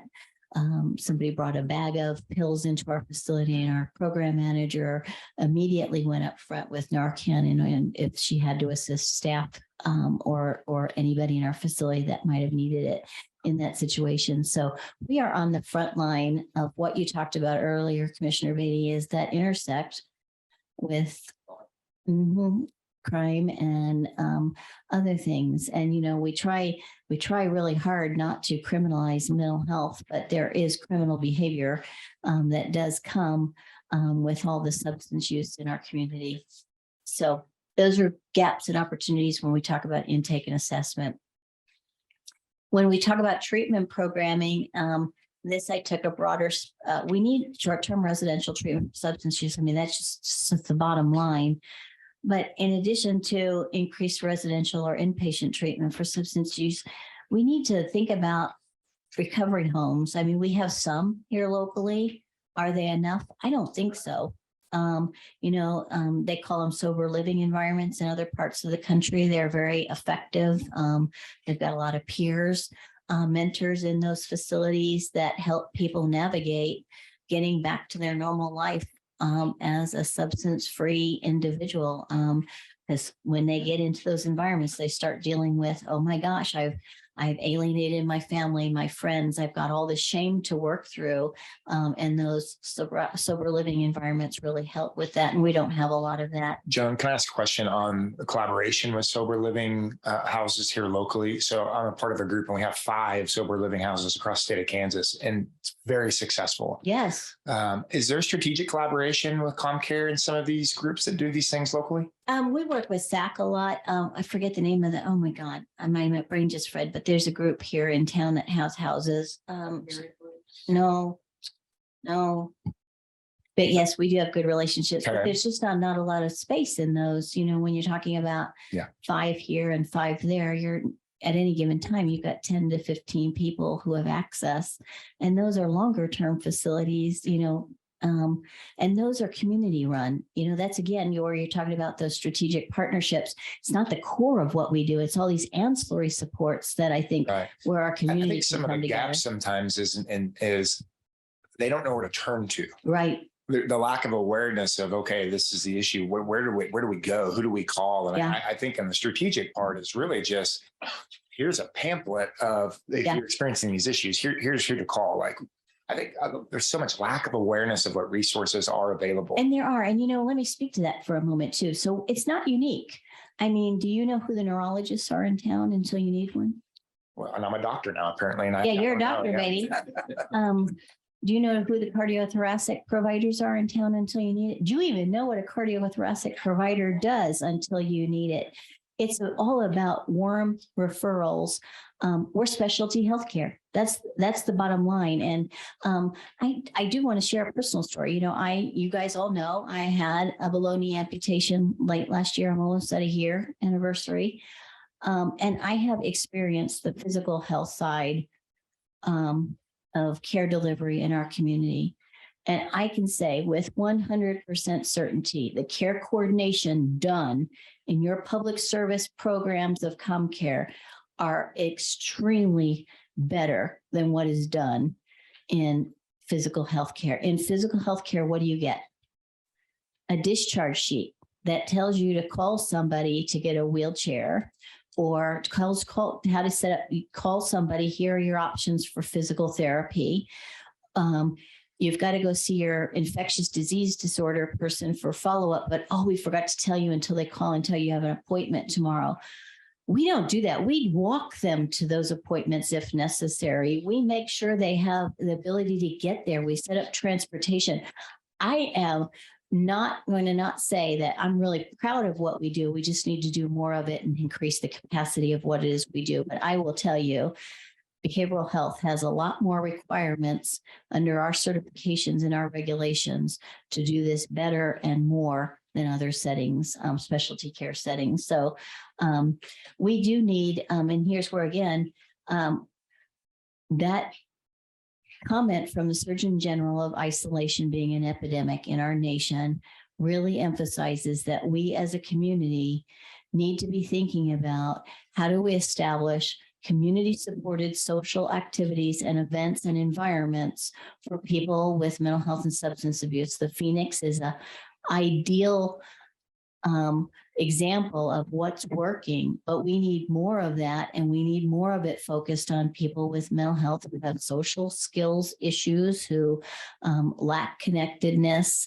who don't even know that bowling can be fun, or watching a movie and enjoying popcorn with peers with similar issues is not a luxury, but an actual opportunity in our community. We don't have a lot of that. And again, here's where the community comes in. If we're looking for solutions, that's a solution. And I'm guessing it really probably wouldn't cost a lot to do some of that. And ComCare should be doing more of that. You know, we have buildings where we can host a movie night, but we don't do it because we have staffing that would have to be involved. I think another gap in our community when it comes to money, people, brick, mortar, it doesn't matter, is stimulant prescribing for ADHD. Physicians tend to shy away from wanting to provide stimulants. I know from phone calls I get from desperate parents that resources of how to get a kid into services somewhere or get medications for ADHD is really difficult. And isn't always the person we're going to see, because we're seeing people that we do wraparound supports for. When it comes to people, I think growing our AOT court is really important, that assisted outpatient treatment court for people who need longer monitoring and celebratory operations with a judge and a treatment team that's invested in their future. We know there's an opioid epidemic, and one of the best practices is medication-assisted treatment or prescription of buprenorphine. Not many providers are willing to do that. It takes a lot of monitoring, and it takes confidence and skill to get person to the level of medication they need to treat that opioids, and then to keep that person engaged in that service. There are no intermediate levels of care in the community for people that need more support for mental illness. It's always been a gap. You know, we have the nursing facilities for the mentally ill. If they discharge from there after being there for 20 years, they move to outpatient services. That's not necessarily enough support. They really need a more supportive environment. We need to grow services to reduce stigma for people of color. I've mentioned that before, and I think we need to continue to make inroads. You know, I watched all the task force meetings. I love the passion of some of those grassroots folks, and how do we engage them in a new and creative way so they can be part of this solution, because they have lots of ideas. It's just like, how do you access them in a moment when you need them? We need to build those connections as a community. And then quite frankly, when it comes to treatment programming, and we need policy change. There's a lot of administrative burden. We have paperwork requirements that are outrageously burdensome that you won't see in the private sector. And so it's easier to access services in the private sector than it is for us, because we have to go through a series of documents in order to access services here at ComCare.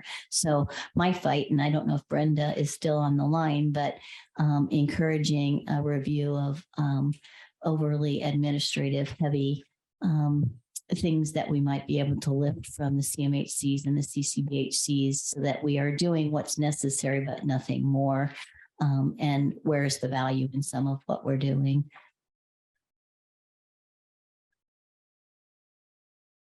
And then when it comes to gaps and opportunities for ancillary, and did anybody have, I'm sorry, I keep asking, did you guys have anything to add to that?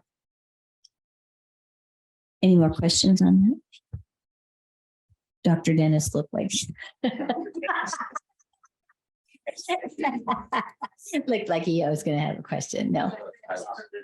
Is that your next prayer after this? So I'm looking at the clock and we're nearing 11. We still have a long ways to go. So are you guys still open? Because I want to go through a couple stories and I want to go through some other considerations. So I'm going to move through this more quickly. When we had time, I wanted to take advantage of it. So when you talk about the ancillary supports, I mean, there is no district mental health court. So we need to at some point look at a district mental health court. That's one of the things we've been asking the courts and you all to establish is a mental health court. That's follow on from the Veterans Court. So it's not something we dropped. No, we need to be looking at that as a strategic initiative over the next year. We also need to collectively as a community, I know the CJCC that is starting to look at how they can reform, but we need more jail diversion activities. We need free naloxone for all, Narcan. We need more prevention strategies. I like you spoke to a minute ago, Commissioner Beatty, is people don't even know what's available, let alone what they might need. And how do we do that collectively as a community? We need funding for medication assisted treatment meds. You know, if somebody seeks services and we determine that buprenorphine is the right direction for that person, it's expensive. If they've got Medicaid, it's covered, but they're uninsured, that falls on us to pay for those medications. And we have to have those resources in order to do what's best practice. You know, we have a population of aging individuals and persons with intellectual and developmental disabilities that also have substance use disorders, and even the public health sector population where there is need, but shortages of workforce and shortages of access. I really think a great opportunity for ComCare and the community as a whole. And one of the things that I know, Commissioner Dennis, you will embrace and remember from San Antonio is the volunteer groups. They had private industry would have days where they came in and they collectively did bingo and activities that created connectedness with people who volunteered to come in and be part of that. But it was really cool because they wore t-shirts promoting who they were. They were in there having fun with people with mental health and substance use disorders that we don't have here. And that's where I think the private community can really step up and even, you know, make it fun, bring small gifts. If you win bingo, you know, you get a toothbrush or something that our population really needs. You know, basic needs are critical. We need to continue at ComCare. We have a heavy focus with CCBHC on this whole concept of care coordination for all. So assessing, you know, social determinants of health and where they might need a resource. We have a grant to fund several positions, but I could see that blossoming pretty quickly here as a need because we're not doing a lot of care coordination presently with persons who are only in medication management services. I would love also to grow our connectedness with our homeless partners in the community so that we're collaborating in new and more creative ways, as well as with Deanne over at Open Door to start targeting some high utilizers of services through care coordination and engagement. And then when we talk about brick and mortar transportation, affordable housing, and building those sustainable grassroots and also the faith-based options in our community.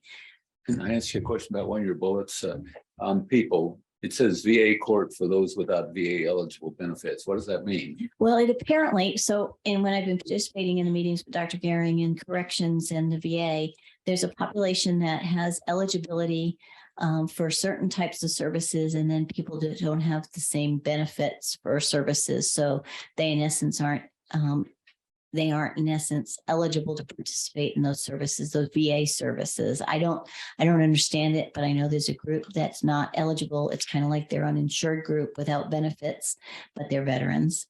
And those are the only ones that I can know off the top of my head are people that served for a short period of time in the Guard or Reserve and got discharged, never were called up to active duty. That could be.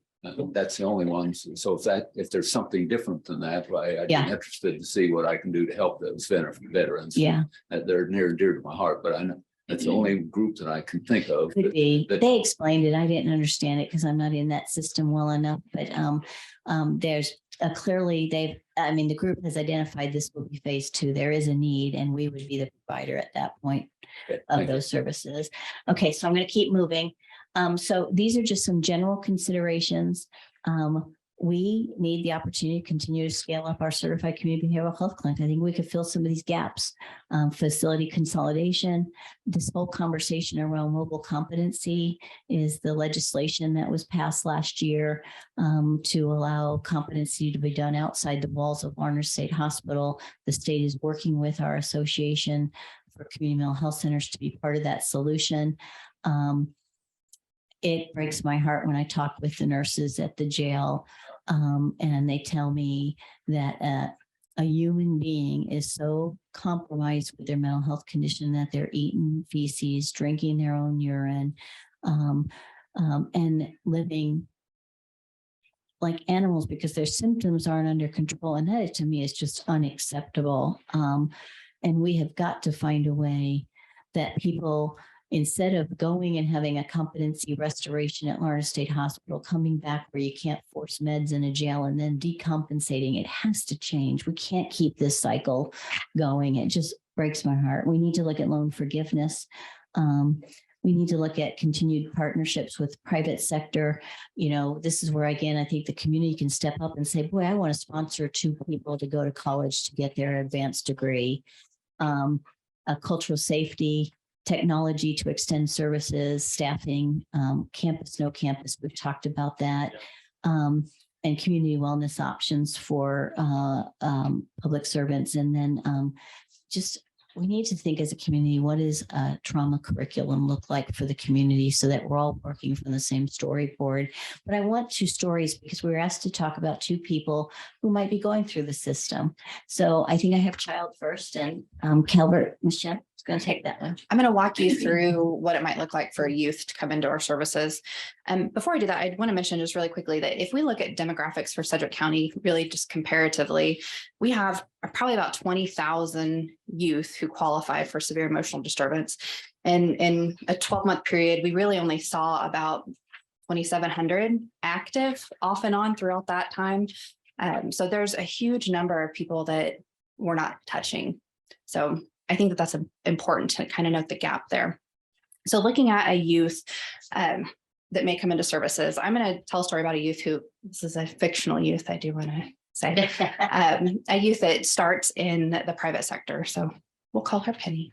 So Penny has private insurance and she is in therapy with a private practitioner in the community. And Penny is 15. Depression is what's going on with her, struggling in school, a lot of pressure, maybe even recently had some legal problems. So Penny has reported that she's feeling suicidal.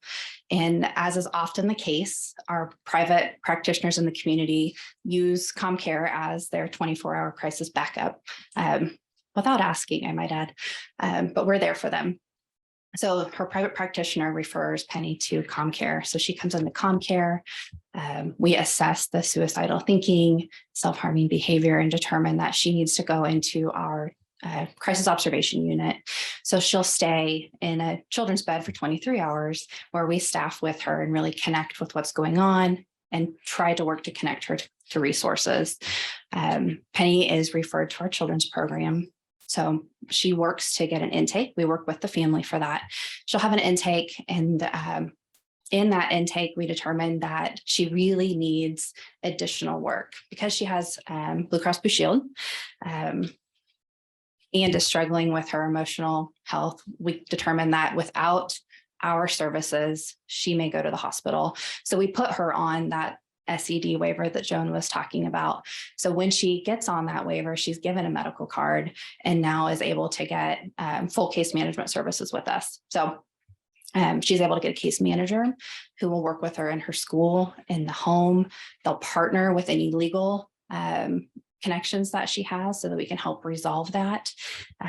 We also may connect her to a medication provider if that's needed. So Penny comes in, is working through case management. We're working on the goals that she has, working closely with her family and community members. So she'll start at Children's Services. So you can see the map, there's 350 South Broadway. So she may come into Children's Services for her intake, or that intake could potentially happen within her school. So we would have staff at her school potentially. So we may have a clinician and case manager at her school to work with her off and on throughout the day as needed. And then we can also provide those services in office, but a majority of those services would be provided in the community to her and her family. So we do want to make sure that we collaborate as much as possible with the family. So we're going to provide education to the family about what's going on, help them understand whatever diagnosis Penny has so that she can really move towards recovery. Question? Yeah, real quick question. So in school services, is this the social worker at the school referring to you or calling you, or is this Pando Initiative folks that are contacting you? It could go either way. Okay. So Penny came in through crisis. However, a school could refer a youth to us. Pando Initiative could help connect somebody as well. But if the school refers a youth to us and we have a provider in that school, we're going to start in the school. So we would have a clinician and case manager in the school that would work with that social worker in the school collaboratively to get an intake set up. So that's a different route in, So but our yes. staff in the school. Your staff in the school. Our staff in the school. Mhm. Okay. So that's one We're way. about 50 right now. Okay. So we're in 50. We go to all the schools, but we actually have staff physically located at 50. That's incredible. It really is incredible. It impacts families significantly. A family doesn't necessarily have to leave work to go get their youth to take them into an appointment. The youth doesn't then have to miss really important classes because they can pick and choose when it would be most appropriate for them to miss an hour of school for that therapy appointment. And the case manager is available to them in school. So it's significant. So Penny will work in services for about a year to 2 years, kind of working on those goals. It could be less, it could be more. And then we would kind of phase her out of treatment. But phasing out of treatment would work, again, very collaboratively with the family, with legal services. We're going to connect and make sure she's getting primary health care. Whatever supports that we can use to boost her and her family is what we're going to do, coordinating care. So she may end case management and remain in medication management. She may filter in and out of crisis services as needed during that time. Just like Joan said, we walk with her and her family throughout the entire time. And then she would exit out of services, knowing that she could always come back at any given time. So. The other thing that Penny used was our respite services on Saturday, which is the only service we offered that doesn't require to have a goal and be working on something. It's really just a planned break for these really high needs kids. So it's about 6 hours on a Saturday. So it's just a nice that the youth has an opportunity to engage and be around other kids.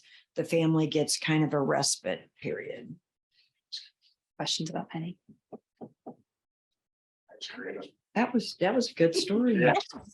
I mean, it's very real. Yeah. That's impressive.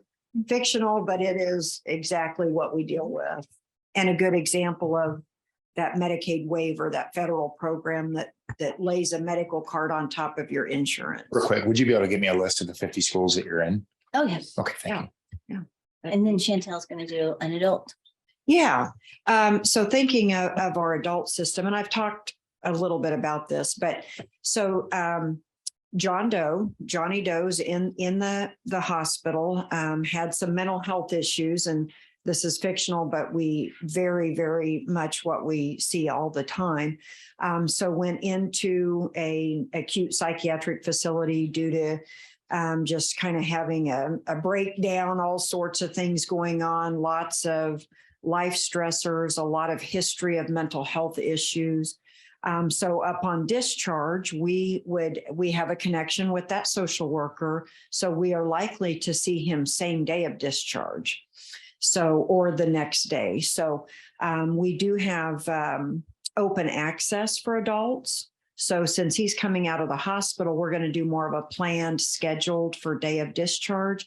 But we also have, if he hadn't been in the hospital, he could have come to us any day of the week. And we would have either seen him on a scheduled basis or a walk-in basis for that first appointment. So he gets out of the hospital, he comes to us for intake, and we have clinicians, that's all they do is specialize in that triage. What does he need? What's going on? What's the diagnosis? Is there substance use? Do we need to also refer for substance use treatment? And so at time of intake, they're gathering all that information. They're discussing what needs there might be. If there are substance use needs and we need to add on substance treatment, our substance abuse team is in the same building and they come out and meet the person that day if there's someone available. If not, they call them within a day or two. I think that's a really nice thing that's done to really bridge that connection.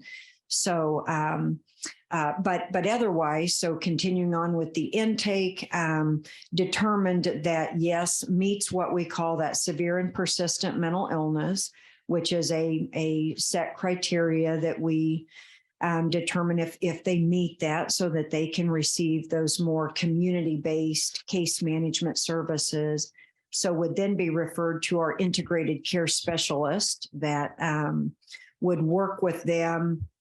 And much like Michelle's situation, they're going through so they're assigned for case management. They would also, in his case, since he's coming out of the hospital, would likely see a physician for medication within about a week through our crisis program. Otherwise, we get them set up on more of a routine. We also, of course, would continue any injections that were occurring, and we have an injection clinic that he might be referred to maintain any injections. And so then the case manager is going to formulate the treatment plan, determine what all services could be utilized. We have groups, so Johnny's likely to go into groups. We have groups that run every day. And so he would have access to his case manager appointments. Roughly, those occur about once a week, maybe twice a week, depending on severity, but then could also be in groups, and then may also have a peer specialist assigned to the case. And then as he progresses along and gets doing better and more stable, and maybe starts talking about wants to return to work. I haven't worked for 3 years. I've been kind of struggling. We have a specialty program that works with people to help them get back to work. So we have a fidelity-based model that will provide kind of that coaching, that mentorship, that even go visit an employer with you, anything it takes to kind of get you from here to being employable. We have relationships with different organizations like Workforce to help kind of bridge some of those gaps. So for Johnny, he's got a lot of different options that he can utilize. He also has access to crisis 24 hours a day. And if he shows up at crisis tonight, our integrated medical record, that crisis worker can see his medical record and see what happened yesterday in treatment, or see what his treatment plan looks like. They can pull that up right there. And so that's a really nice, so that he's not having to tell his entire story all over again. He can pick right up where he needs, and they can look at the chart, and we do crisis planning so that crisis therapists can go, oh, I understand from this that this has helped you in the past. Can we try that? So really a lot of connectedness throughout our whole system. And I think that's what kind of these stories of walking through kind of really highlight, is the connectedness. Yeah. Mm-hmm. Can I give some statistics with that too? Since I mentioned the one for youth. If we're looking at adults in our community, we know that about 3 to 5% have diagnosis as considered severe and persistent mental illness. So that's really about 15,000 adults in our community. And in that 12-month period that I talked about with the youth, that we had about 7,500 adults that were active in services. And that doesn't include anybody who touched crisis. So crisis would have touched a lot more than that. Mm-hmm. This is just active in services. So you can see that there's, again, a gap between the need and how many we're actually hitting. So 15 15,000 SPMI. And that's a very specific classification. Can you give me a broader number of those? If only 7,500 of adults are receiving services, I mean, that is a percentage of what? I mean, I guess I'm trying to look at 20, you said 20,000 youth qualify. About 10% of youth would be considered FCD. 3 to 5% of adults would be considered SPMI. And that's a general statistic from SAMHSA. And so the numbers that I gave are specific to Sedgwick County's population. Thank you. I was also tempted to make Johnny a young adult because we do have an early psychosis program that we are getting ready to, we've received funding to be able to start that program. And that would focus on those ages 16 to 35 that are having their first psychotic break and really offer some special curriculum. And then we have one of our physicians that would be following kind of a protocol and treating that first and second psychotic episode. So that should be a very helpful program in the community, since we know that type of mental illness usually begins in your late teens, early 20s. I think the other population, the other opportunity is we know there's a lot of foster kids aging out of the system. And we were talking about this yesterday. I don't know, maybe, I don't know when we talked about it, but we talk about it all the time. But there is nobody really to help these kids navigate once they're released from foster care. And we were talking about how many people even know that as kids age out, they're eligible for free college education. And we should be working those kids to take advantage of that benefit because, you know, that could be life-changing for that individual. And you don't get a lot when they discharge, but that age out, that's one of the benefits that is an awareness thing. That population concerns us. We've talked way too long, and I'm even tired of listening to myself. So any questions? Well, we ought to ask, is Brenda Landwehr still on? Does she want to say anything? I don't know if she is. If she is, you're more Yes, than. she is. Oh, Brenda. Again, thank you for being here for this time. And if you've got something to help summarize or questions. Well, I would probably elaborate a little bit more on the children. You might have hit your mute button. I hit it. Sorry about that. That's right. I just wanted to elaborate a little bit more about the CMHCs and the CCBHC providers that are in our schools. This is a program we refer to as the MHIT or MHIT, which is our mental health initiative. And it requires a school liaison, which is a school employee, to help identify kids. The teachers will help identify kids. And we've even learned over the last 6 or 7 years that students will also help identify kids or even themselves.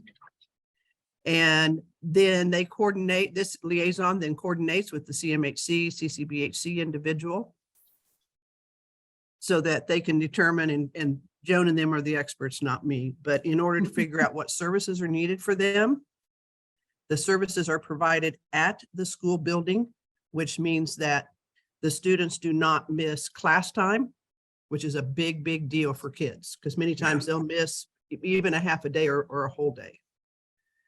Many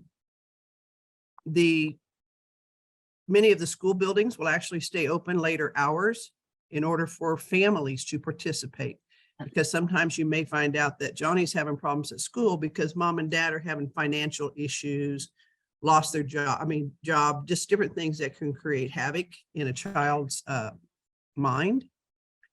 And the child is also tracked on an online database. So we monitor their improvement. We can also follow the child with that database should they move from school to school.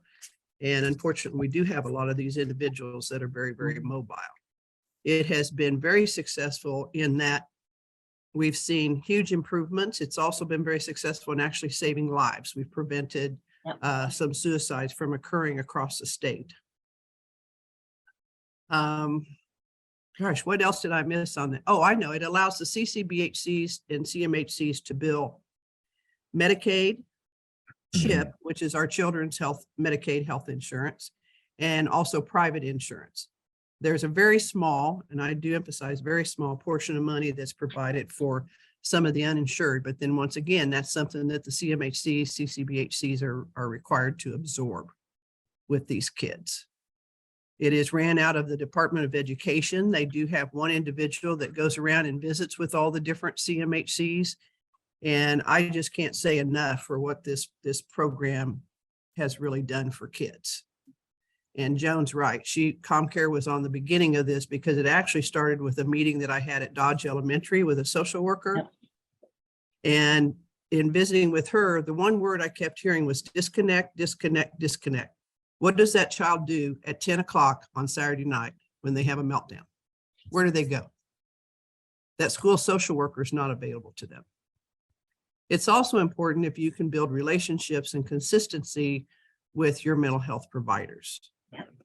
So with the effort of Joan and some folks out of Topeka and the Community Mental Health Centers Association, and actually 259 was a big part of it. We started a pilot with 6 school districts across the state, making sure that we had 3 urbans, 2 rural, and 1 co-op. And there's been a lot of fine tuning on this program year after year because of the individual that the Department of Education hires to travel around and be in communication with the CMHCs as well as the schools. And because it's such an interactive deal with the Department of Ed, we are able to solve problems. We don't have to wait for the legislature to come back in and fix those problems. We would like to see that in all schools. Now, not all schools choose to participate in this. We have some schools that, like up in, Olathe, that had a program already in place and they didn't want to change, and that's fine. No one's forced to do this. But then a year or 2 years later, they said, you know what, we've got some schools this would be very beneficial to. So they actually use this program up there in Olathe. I'm excited to hear that there's 50 school buildings here in Wichita, and we probably need more, but we are limited with number of staff that we have available. Yep. Right. Very good. Yeah, that's a really, this program is a really proud moment for everybody involved.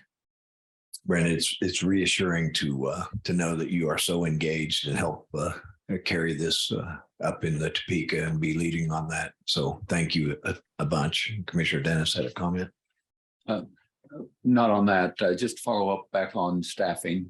Yeah. It's still near and dear to my heart. We are helping people get their degrees that they need for that. How many are in that program right now? 2 will start in the fall. Right? We have 2 so far that will start in the fall. And we haven't started any yet. No. And do we have funding? Did we give you enough funding for more than that? You gave us what you gave us budget authority for 6. And do you have the other 4 identified? No, but we have WSU coming online, and we think we'll have applicants for WSU. That the first round was just for Newman. Okay, and one other side note on that, we gave a grant to KU for child psychiatry. Yes. Is that going to help you all out Yes. as far as ComCare? Absolutely. We're going to be involved in that because we'll be a training site for them. We're fortunate. All of our psychiatrists have come from the KU program, from our medical director, and we have 1 child psychiatrist, and our second one will certify this summer to be a certified child psychiatrist. We're blessed. I mean, we really are one of the lucky centers because we have that relationship with the residents when they come through as their 3rd year placement with ComCare. But we also are friends with KU. I mean, this is the one thing that's really significant is we have partnerships with everybody.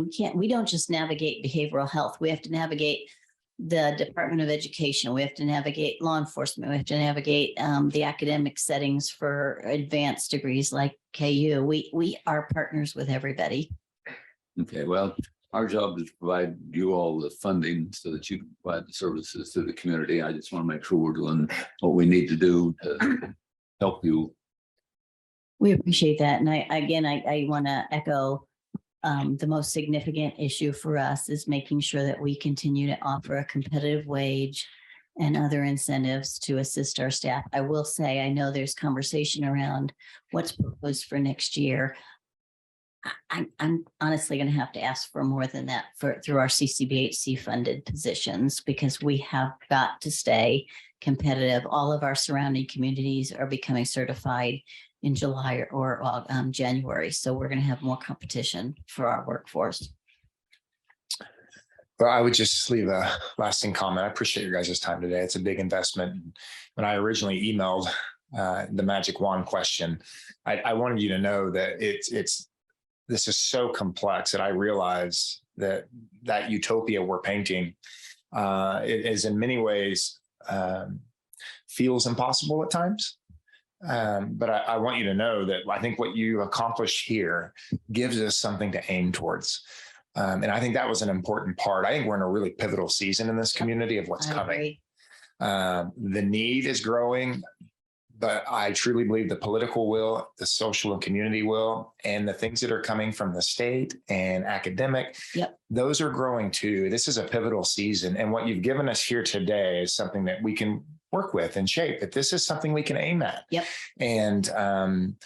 And I want to be able to tell this story to this community and my constituents in particular as to why investing into these resources is necessary. It's needed. And I think what you did today helps give us a little broader picture of what that is and what we're aiming towards. So this is a big lift. I appreciate it. And I'm excited for the more questions that I have to reach out directly. But thank you today. This was so big. We thank you for asking us to the table.